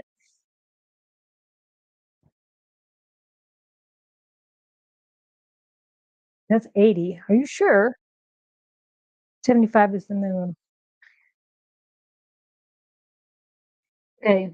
This other one is 91. So I guess I got it in a random cold spot. That's odd. 85. I was going too deep. That was the problem. I was sticking it at the bottom, I guess. So it should be done. I grew up with a stick it, and if it bleeds, put it back. Which is funny because my mom was a nurse and she was really funny about germs. But no, funny about germs, but walk it off. I remember falling in the snow one time. We had dogs that were escape artists. We would constantly get them out and run off. And one was probably a biter. To be fair, the kids in the neighborhood provoked biting. But the dogs had gotten out. It was wintertime. The neighbors had taken their fence down for some reason. We had the big 6-foot privacy fences. And We got out the gate when I was taking off trash. They ran to the neighbor's yard. I was trying to catch them in the yard, and I tripped in the snow on some fencing and put a nail through my knee. And my mom was like, "You're fine." And I'm like, "Yeah, you know, it was just, yeah." I still have the scar from that because reasons. I thought I pulled the salad dressing out. My son's salad dressing. Did I not pull it out? Oh, I did not. Yeah, it slipped when I fell. My knee was bent, and so it slipped just underneath the kneecap. So it didn't hit the kneecap, but it went under. Yeah. My mom's like, "You've had your tetanus shot. It's fine." No. Puncture wounds, Mom, they don't bleed, remember? They don't bleed. And I fell on a rusty stand,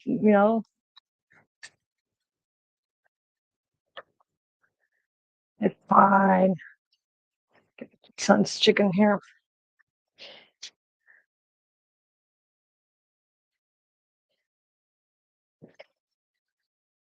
There you go.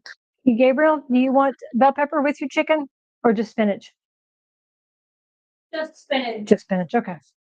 I can do that.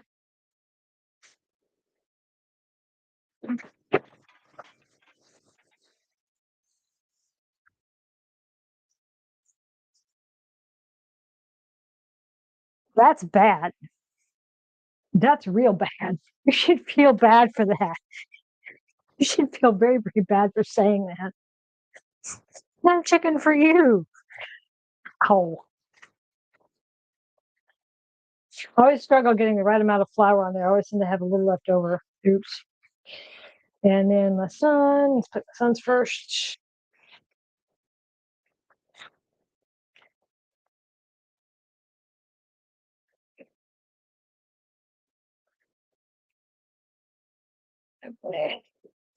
Fork. I'll be right back. Okay, kiddo, yours is on your table.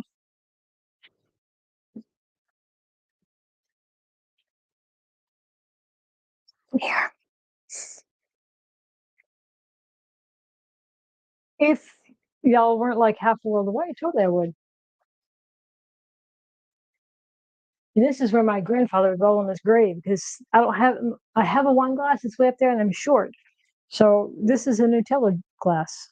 And I'm gonna put my wine in it. And I don't care. I found out because someone asked about doing cocktails. You can totally stream making alcohol, whether it be brewing or mixology. You can totally stream it. You just got to be very clear up front what it is. And as long as you're not getting shit faced, you can have something to drink as long as that's not the purpose. If you're getting shit faced, then you have to mark it as such because you don't want kids stumbling into you being a miscreant. But um, wait, but I'm not against doing drinks and things. The biggest problem is because I don't drink often, I don't have all of the stuff. And as 2 tablespoons of that. You gotta have that stuff stocked up. You can't just go buy a small, you know, wino bottle of whatever some of that stuff is. So let's look at the chicken. Let's see what this chicken looks like on the inside. Don't judge my old lady plates, which were free from a neighbor in Germany.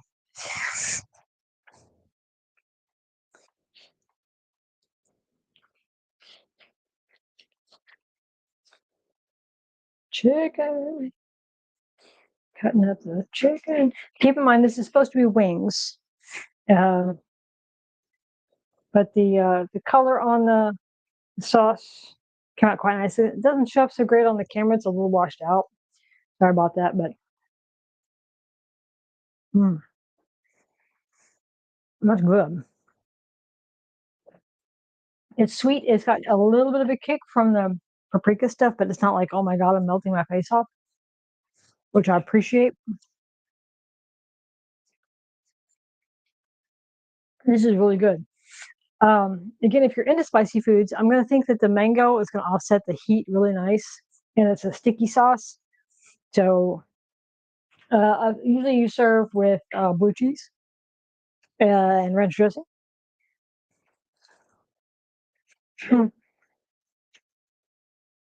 If you are into wine with your food, white wine goes good with poultry. Usually you want your drink color to match the meat color. That's kind of the guide, but you can drink whatever you like. Do make sure your white wines are colder than reds. Light colored wine and beer gets chilled. Red wine and lighter things like Guinness get cooled. You put Guinness in the fridge the same way you'd put Coors or whatever. It's going to be bitter as fuck, and that's not going to be very good. And red wine just doesn't taste nice when it's cold. So don't abuse your wine unless you like. I don't know. Or be good. Sling stuff in the floor. And I'm going to do my salad, and then I'm going to log off so I can eat because I'm not going to eat on camera. Someone asked me, "Are you eating on camera?" I'm like, "No, that would be weird."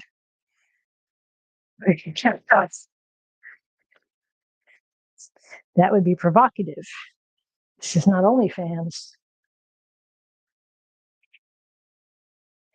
And the joke about, it's not going to make millions. If I made millions, how would y'all know? The bookshelves. I like reds. You can do just cooler than room temp. Reds, thinking like refrigerate this, but reds you want slightly warmer. What is this temperature conversion? You want it about 50 degrees, 45, 50 degrees. Well, there's eating and then there's eating. I mean, I'll stream and eat. I'll stuff my face with Fritos or whatever I get my hands on. I love Fritos. I made a mess of chocolate the other day. It had melted, and I didn't realize it had melted. But which temp do we want breads at? No. Now I'm curious. The rules may have changed since I learned them, as rules do. What temp? It's asking what temperature is chicken done. It's like it's listening. To serve not white wine. Okay, white wine. White wine you want chilled, so 6 to 13 degrees Celsius, 45 to 55 Fahrenheit. Um, red wine should be served closer to 18 degrees Celsius. A little warmer, but not as cold.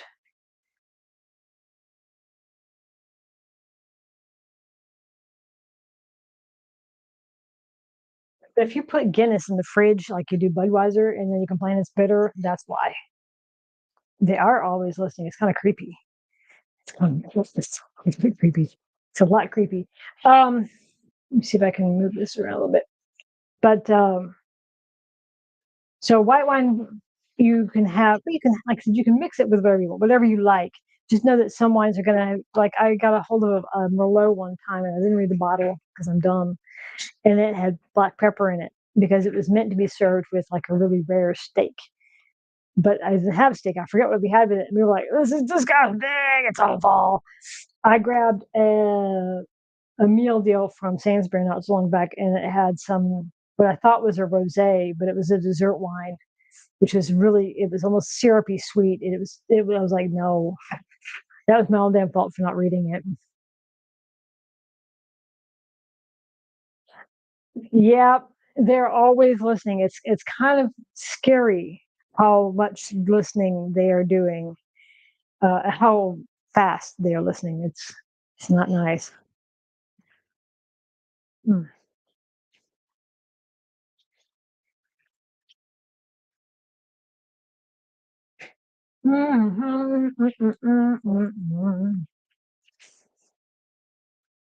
Look at me eating healthy and shit. My body's gonna be like, what are you doing to me? I'm just gonna have that on the side because I like avocado. And this is not real feta. It is a Greek style salad cheese. So you get what you can afford, right? It's feta like. It's close enough for us poor people. A Greek person would be like, getting out the holy water and having to go at me, but um, it's close enough. Like Velveeta, I like Velveeta. It's favorite, but I know Velveeta is not actually cheese. I remember being at the store one time around Christmas time, and they have all those, cheese and sausage things that people give at the holidays time, the winter sausage and the big box of cheese. And someone was losing their shit because they're like, "You can't have this sitting out because it's not refrigerated." And I'm like, cheese came about because we don't have refrigeration. It was a way to preserve food. You keep it cool, and it's fine. Fake cheese is going to separate into oil, but um, real cheese can handle room temperature for a bit, and especially if it's been sealed in wax. It's kind of the point. You had food before refrigerators. It did happen. We had food. Okay, that's it. Me. It's already separated out.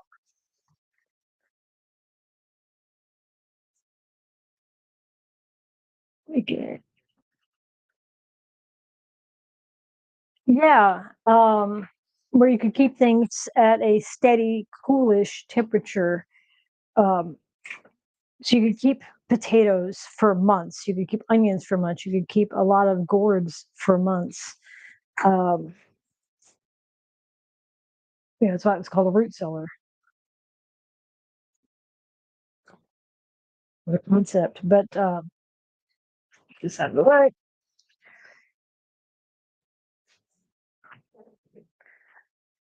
How about a pantry? I can get some of this shit off my counter. Where am I? Okay. Oh, let's get it a try. Yeah. Turned out really good. Salad dressing turned out really good too. It's got a nice compliment to it because it's both got the vinegar in it. Mm. This turned out really nice. So yeah, it's been a nice stream. I mean, um, a little less stressful as far as cooking stuff because I've made this before. This was not a new thing. With so many steps. Like I said, next week will be the more deep cookies. Um, so I haven't decorated cookies from scratch in literally decades.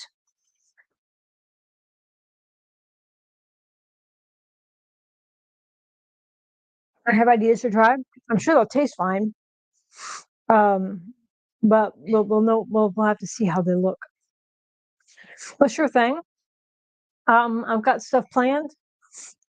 There's 2 streams I hope for next week. So, and then I'm hoping to be more consistent. So, if you're heading out, thank you so much for coming. I appreciate you. Have a good night and all that good stuff, right? Mm.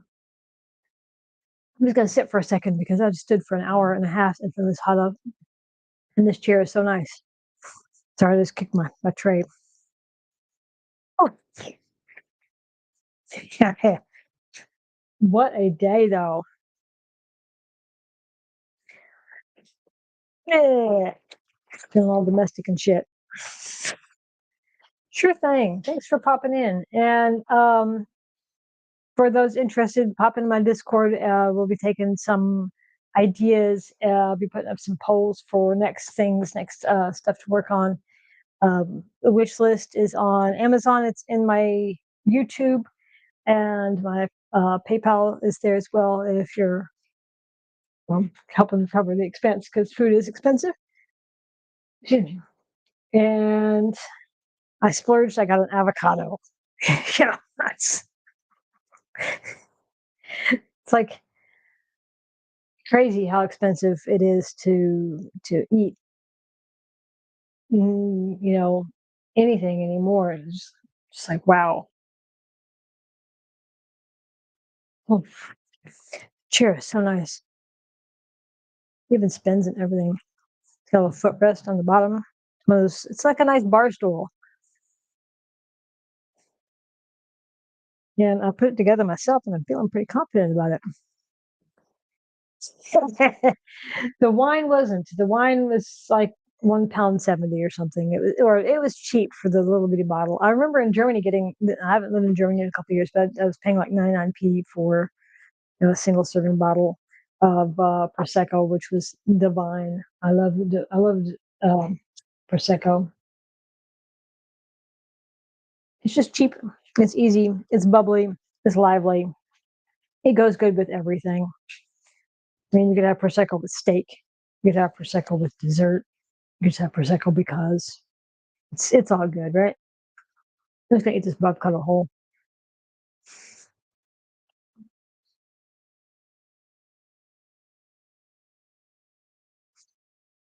But I'm cheap to buy drinks for because I just I don't have a palate to say it's yeah, it prosecco goes with a lot of things. It's got a nice lively flavor to it. You can get it dry, you can get it sweet, and it has a festive feel to it.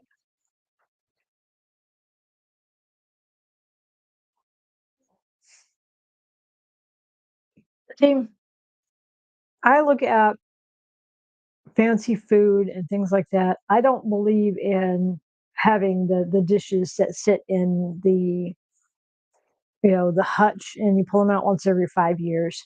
What's the point? Use them. They're nice. Yeah, use them. That's the Montessori teacher me. Use them. Someone's gonna break it. Okay, and are you getting joy out of watching them sit in the cupboard that you never open? What's the point? If you have the nice thing, use the nice thing. If that's what you want, use it. Fireball, Dr. Pepper. Maybe. I don't drink a lot of hard spirits, so this does brings me joy. Things like saving the thing for the special occasion. For most of us, that special occasion never comes.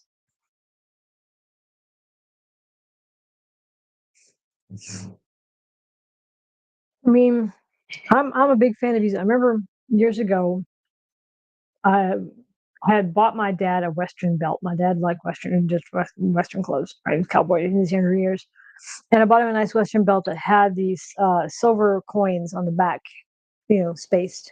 These 4 or 5 silver coins. It was an expensive belt, especially at the time. I was in my early 20s. I was poor, and yeah, the china cabinet. And I bought this. It was a really nice belt, and I don't think he'd had a nice belt in ages. And so I bought this nice belt for him for Father's Day, and he promptly said he was going to put it away for special occasion. And I was like, no, I bought the belt for you to wear. Didn't say it that way, but I bought it for you to wear. Hold your pants up, wear it. It's nice. You like it, use it. Why not have it? Because my parents didn't go out places. I mean, I we didn't go out growing up. They didn't go anywhere. So why I hide it? What special occasion do you think you're saving that for? And so he wore it, and I guess he wore it for a long time. I don't know, but oh, but yeah, if you have something that you like, use it. Use the nice china, use the fancy glasses, and the well, kids can break it. Well, so can adults. I'm fucking clumsy. What you gonna do? It happens. Turn it into the learning lesson that accidents can be about how to clean up glass and how not to panic over a broken plate and move on with your life. It was a plate.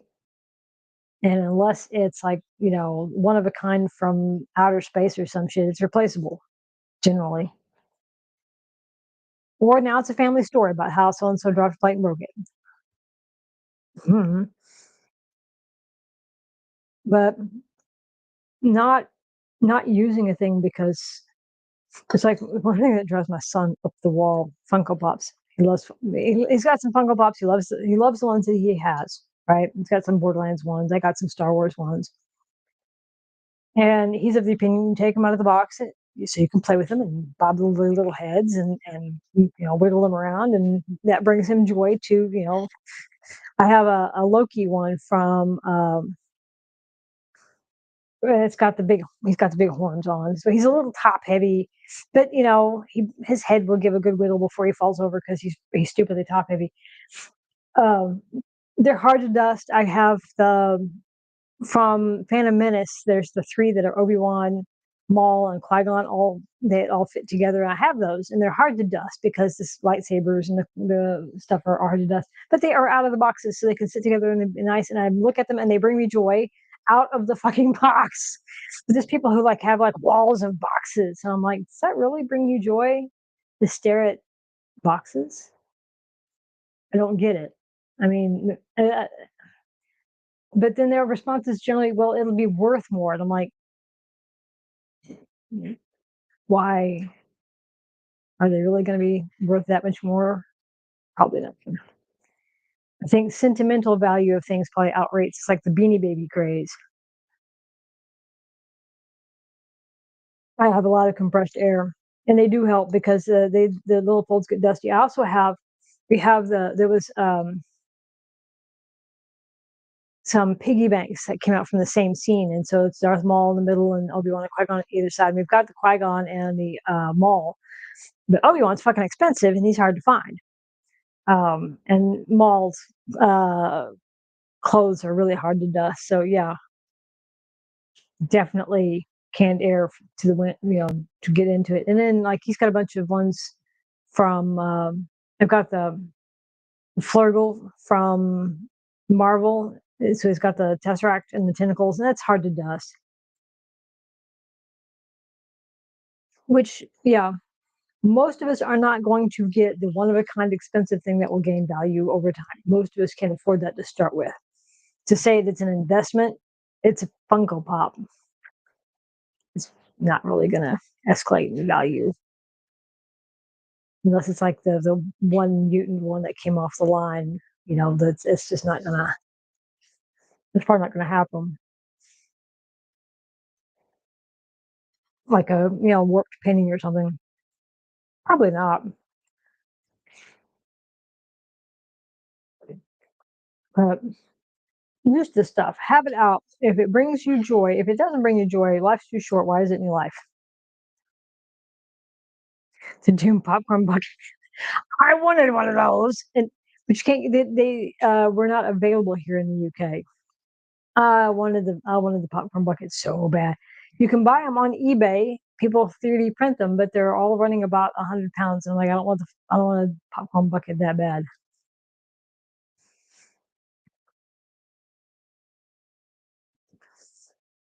Lego Star Wars can be stupidly expensive, but the big sets for Lego in general are stupidly expensive. I was looking at some of the Clone Wars stuff from Lego, and it's just ridiculous.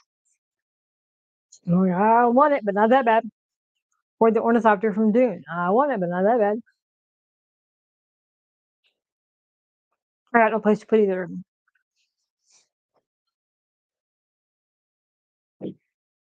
I don't have a place for an ornithopter or a venerator. As if I'd be rich, that'd be signs. Be a venerator on my bookshelf.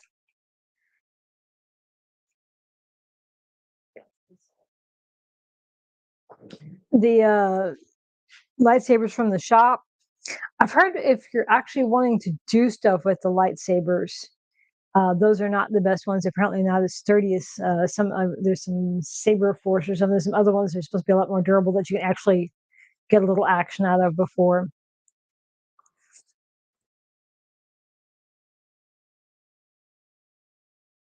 I have bought In the past, I repurchased my old cyberpunk books.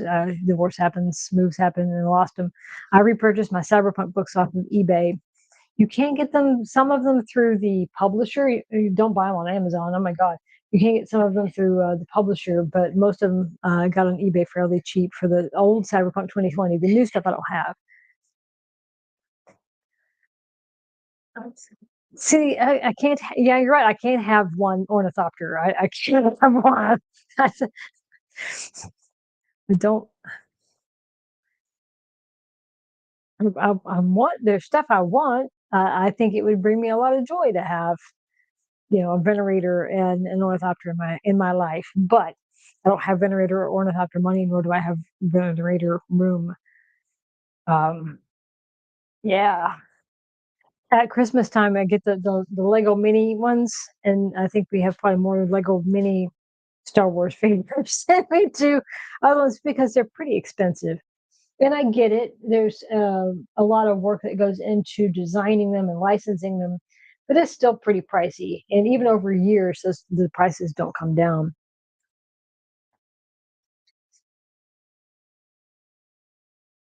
Mm, I am so looking forward to this game going live. We are going to be talking so much freaking lore. I have so many lore things to talk about, but I'm waiting until after we go live. So I don't want to spoil the story. There's some amazing, and the writing for a game that's not an RPG. It has a lot of RPG elements to it, and is so well written. Um, yeah, it's gonna be good. And then we'll be all out on our doctors, hopping around, trying not to land in poor little Maldives. I've only had like 3 sips of that wine. I promise it's not me being drunk. Oh goodness, it was more hungry.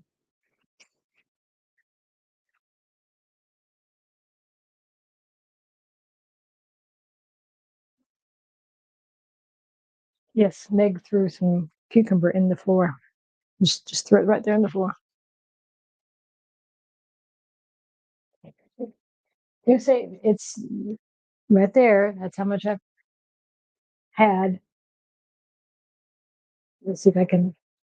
I think it's because I'm trying to delicately eat. And I think since the pandemic, I've gotten a little feral. I am a lightweight. I am a lightweight,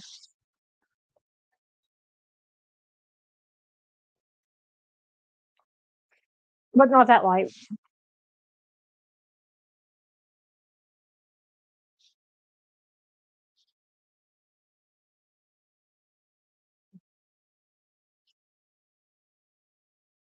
I have this talent for making a mess, as you can see. I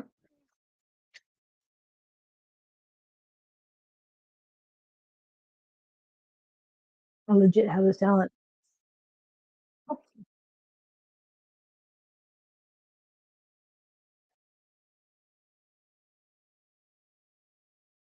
Mm-mm. It can turn out really good.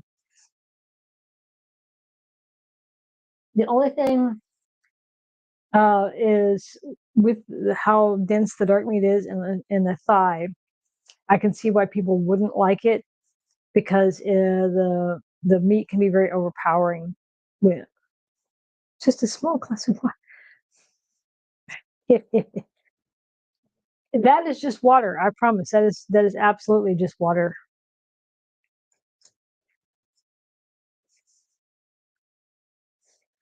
And being German, it is Sprudelwasser. It's spring water with gas in it.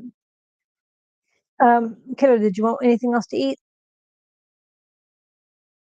I think I'm good. Okay, just making sure.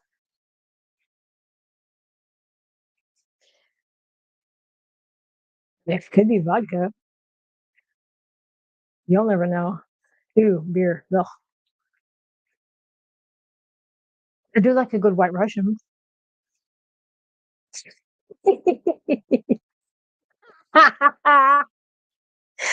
There's my merch. you too can have a soon awakening. Oh, I gotta share something. I did splurge on a little something for myself that is not in my store for obvious reasons, but my son designed this for me, and it's some glitch art, and it says, "I survived the Dune Awakening closed beta," and I love it. So I made it into a mug. But yeah, my the Student Awakening stuff is on there. There's a bunch of stickers of various types on there. My son made me a woo, uh,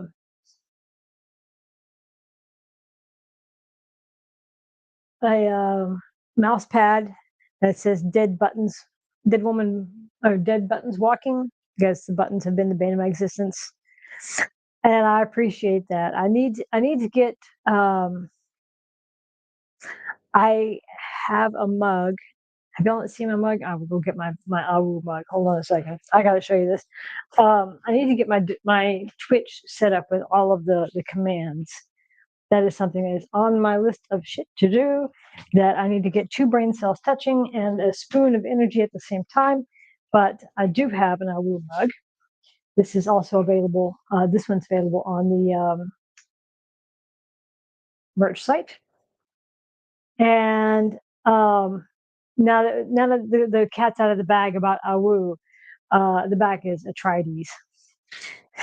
So uh, that audio clip was fucking hilarious, and yeah, Awu. So the stuff, and yeah, Throne. I looked at Throne. Part of it is there's a. It felt like it's made for a certain genre of streamer, which I'm not. I didn't see a whole lot in there that would be, I don't know, useful. There was like lights and cameras and things. I'm like, oh, I have those, and those work fine. Or there was a lot of props and things that I don't see me using. Okay, if you missed the Atreides thing, in the game at one point they had a placeholder audio clip that was a little story clip thing. And in that clip, the woman's voice says, woo, Atreides, because it was an AI clip and it was really this flat, woo, Atreides, woo, because she couldn't say Atreides because it was just an AI thing. And so it was really awful and it was awesome. And so you can kind of tell some of the old school. Um, it was bad. It was so bad. um, um, so when it comes out, you can kind of see the who the beta testers are. There was I can't remember where Joel was, but he came out to say something. It was of a conference or something, like Gamescom or something like that. I forget, or maybe PAX. I forget. It was sometime last year, and they also all the people were starting to yell, "Awu" at Joel, and I was like, those people were in the know of Atreides. Oh, it was yeah, it was bad. It was real bad, but it was awesome, and it was something that made it feel special to be in the beta to have that experience. There's things that that's one of the few things we've been able to kind of talk about is because they talked about that. Iggy talked about it briefly on the podcast where he was on about the Awu and where it came from, and then more recently, one of the dev streams, they talked about it.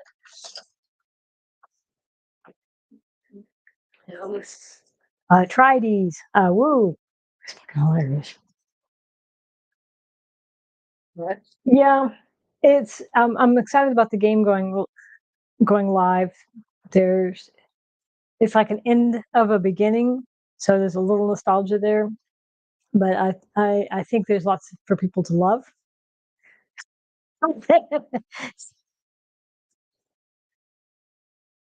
Do we? Oh well, yeah. When I do the radio ads, it's one of the reasons I have to voice them because I was looking for options because I can't do accents and I have such a nasal voice. So I was looking for options, and there's some free AI options that really struggled with genred words, I guess. Um, so when I do the radio ads, I write them and then I voice them, and I'll play with the speed a little bit, and I'll run them through a filter so it still has all my pacing and pronunciations with it. So to get some variety, so it's not just Meg trying to do bad impersonations of bad voices, because they struggle with words like Arrakis and Atreides and Harkonnen and Harkonnen. See, I heard both Harkonnen and Harkonnen.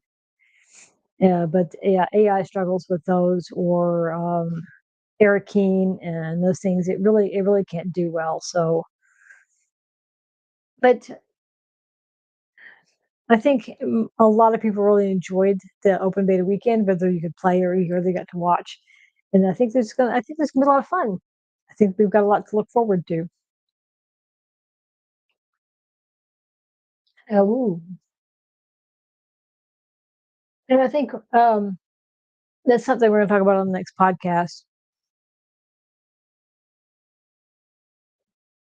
That is a thing that I have to really work on. When I was younger, I I did I was familiar with Toastmasters, which is a society for teaching and helping people with their public speaking speeches and things like that. And that's a big one that they kind of use some Pavlovian conditioning. So basically, if you're in Toastmasters, you have a public presentation that you have to do, a work presentation, something where you're speaking in front of people like a TED talk, and you practice your speech as you should. You should definitely practice your speech. Everything sounds great in your head until you try to get your mouth to do it. There's muscle memory to being able to speak well, especially if you're doing a script, because you don't want to sound like you're reading a script. And basically, anytime you pause too long, or you started with they have a bell, little hopper, called the bellman bells, and everybody started ringing the bell. So you live in fear of the bell in Toastmasters. But I did my associate's degree. Was competitive in speech forensics. I competed at the national level, so I used to be able to speak much better than I can now. But trying to watch out for the uhs and the pacing, and no, I lose words now, which is not nice.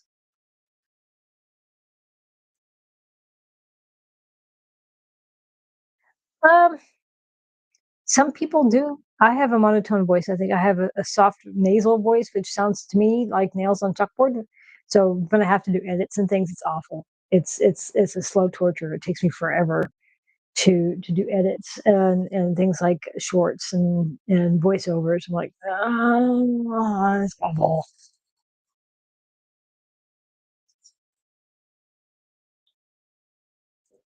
But you can practice to get rid of it, or you can lean into it, be Jeff Goldblum.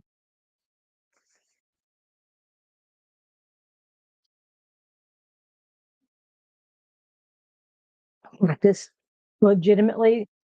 The best way to get over a habit in speech is read a book out loud, actually practice speaking clearly and enunciating.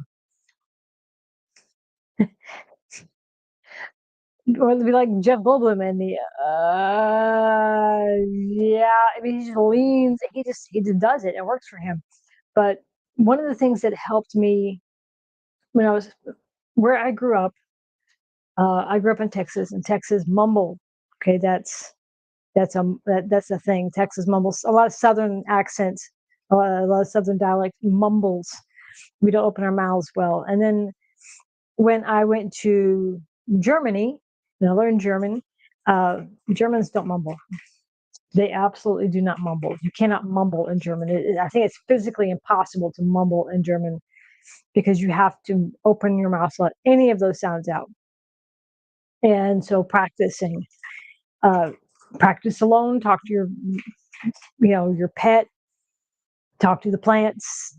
But practicing speaking out loud, not in your head, out loud, read out loud and actually say the words out loud. It's one of the reasons we want kids to do that when they're growing up. It's not just to torture kids, but it's to help them practice speaking and pronunciation. And also, there's a whole slew of reasons behind reading out loud. But you just practice, talk to the walls, man. Stream. You learn to talk to nobody. I've had streams where no one showed up, and that's okay. It's practice.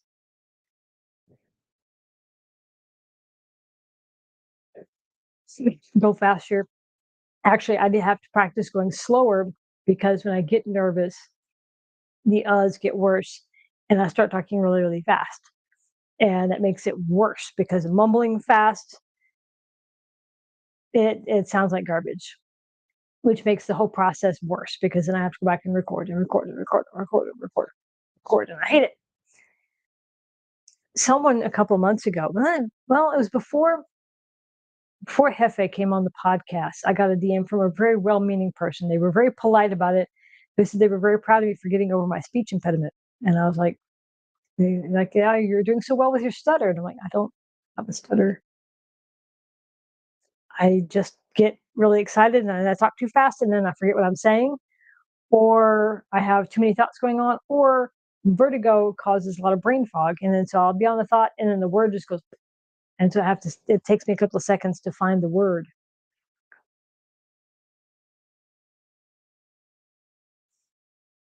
Ich liebe dich. You have to say it. Ich liebe dich. Yeah. Te amo. Spanish. German is a very assertive sounding language. Yes. So it's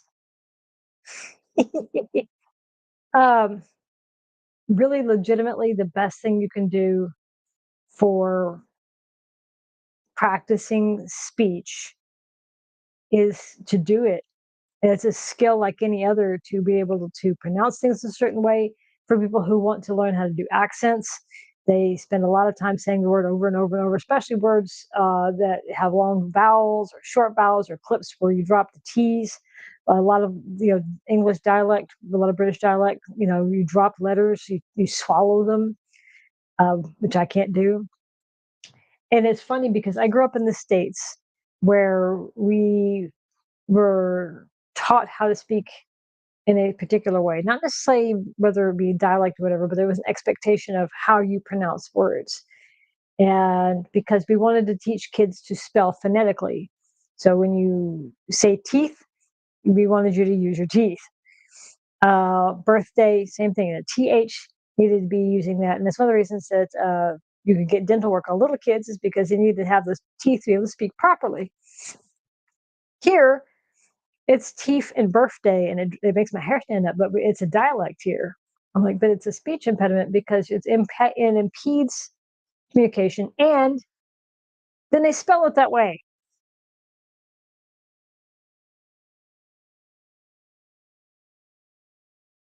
I struggle with speaking up. That's one of the reasons I started streaming is because I need to speak to somebody. And my son is here, but he's a teenager. And he only can have so much patience for mom. Talk to me. So getting on Discord or streaming or making content, the fact that anybody actually shows up for it is boggling to me.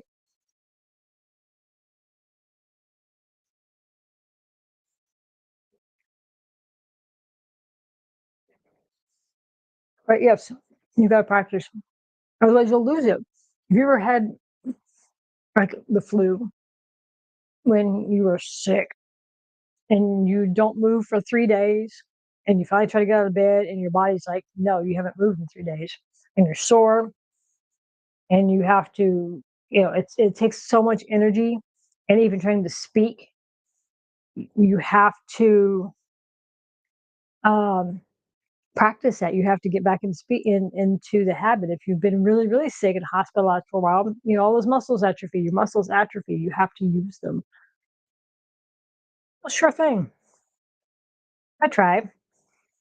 It's been a process. It's been a long process to get this far. I've wondered sometimes about stopping because it gets lonely sometimes, but people love Dune, and even in my Conan stuff is kind of niche. People are showing up for that, so that's always fun. So it's it's been it's I've said this before about getting Dune going. Is it's a community game. It requires it's a social game, even though it's not an MMO technically anymore.